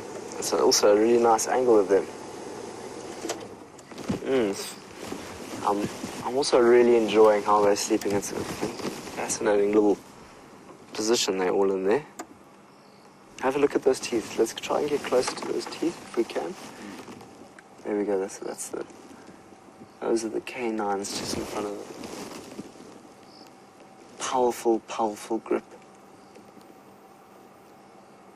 Look at the hair just beneath its chin, the nose, the nostril, those eyes, built for smelling, for tasting, for eating. The male lion, fast asleep, dreaming about the buffalo that he might just encounter later tonight. And I'll tell you what, the light that we have on them is not bothering them in any way. As you can see, they are still all fast asleep. If I noticed in any kind of way that the light was bothering them, I would switch it off immediately. So anyone that's concerned about that, don't worry, because you can quite clearly see that they are fast asleep. If you can, screenshot that. It's a great shot of a sleeping male lion.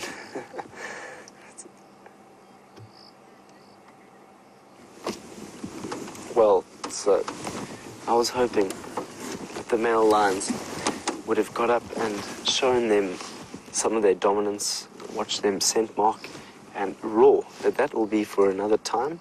Tonight we got the privilege of watching them sleep in a very, very deep way. Thank you, Mr. All the male. Oh, there's a nice stretch from the long one in the back. It's been a great afternoon from the young kids from the school and to everyone else. It's been a great drive. Dave, thank you very much for being behind camera. We seem to always be having great drives. And thank you very much, Kirsti and Rebecca, that are behind. I really appreciate all your help out there. And we're going to say good night with that. Let's switch to James to see what he's doing.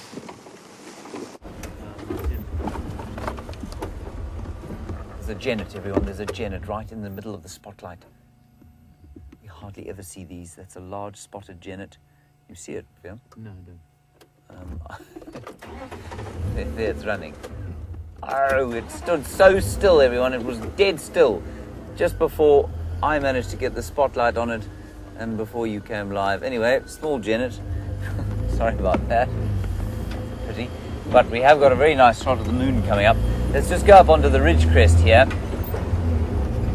where we can look to the east. We might also get some lightning. I did see a little bit of lightning from the Aratuza airstrip. We're back on Juma, on Zoe's Road. I'm just going to drive a little bit quicker so that we can get there before we run out of light completely, or at least of time completely.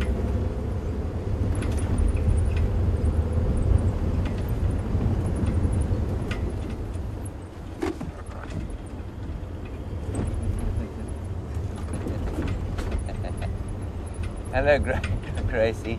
You say you're still 8 and nearly 9, and you wouldn't get bored on safari. Gracie, that I do believe, because you, of course, are a safari expert. But you must remember, Gracie, not everybody your age is a safari expert. So they will find it a little bit boring, maybe. But maybe I'm wrong. We're nearly at the top of the hill here. We'll stop there for the last minute and enjoy the sight of the moon disappearing behind the clouds. There we go. Let me turn so we can see both. There we go. Have a look there, everyone. Look at that. Now, Wium's found out a very fancy function on this camera. If I stop rolling the car forward, he'll be able to use it. Look at that.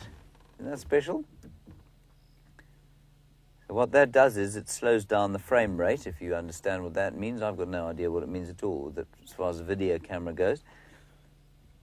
But that's much brighter than it looks even to the naked eye. But it gives you an idea that the sky is still blue in the night. It's not a great big black cloak over the world.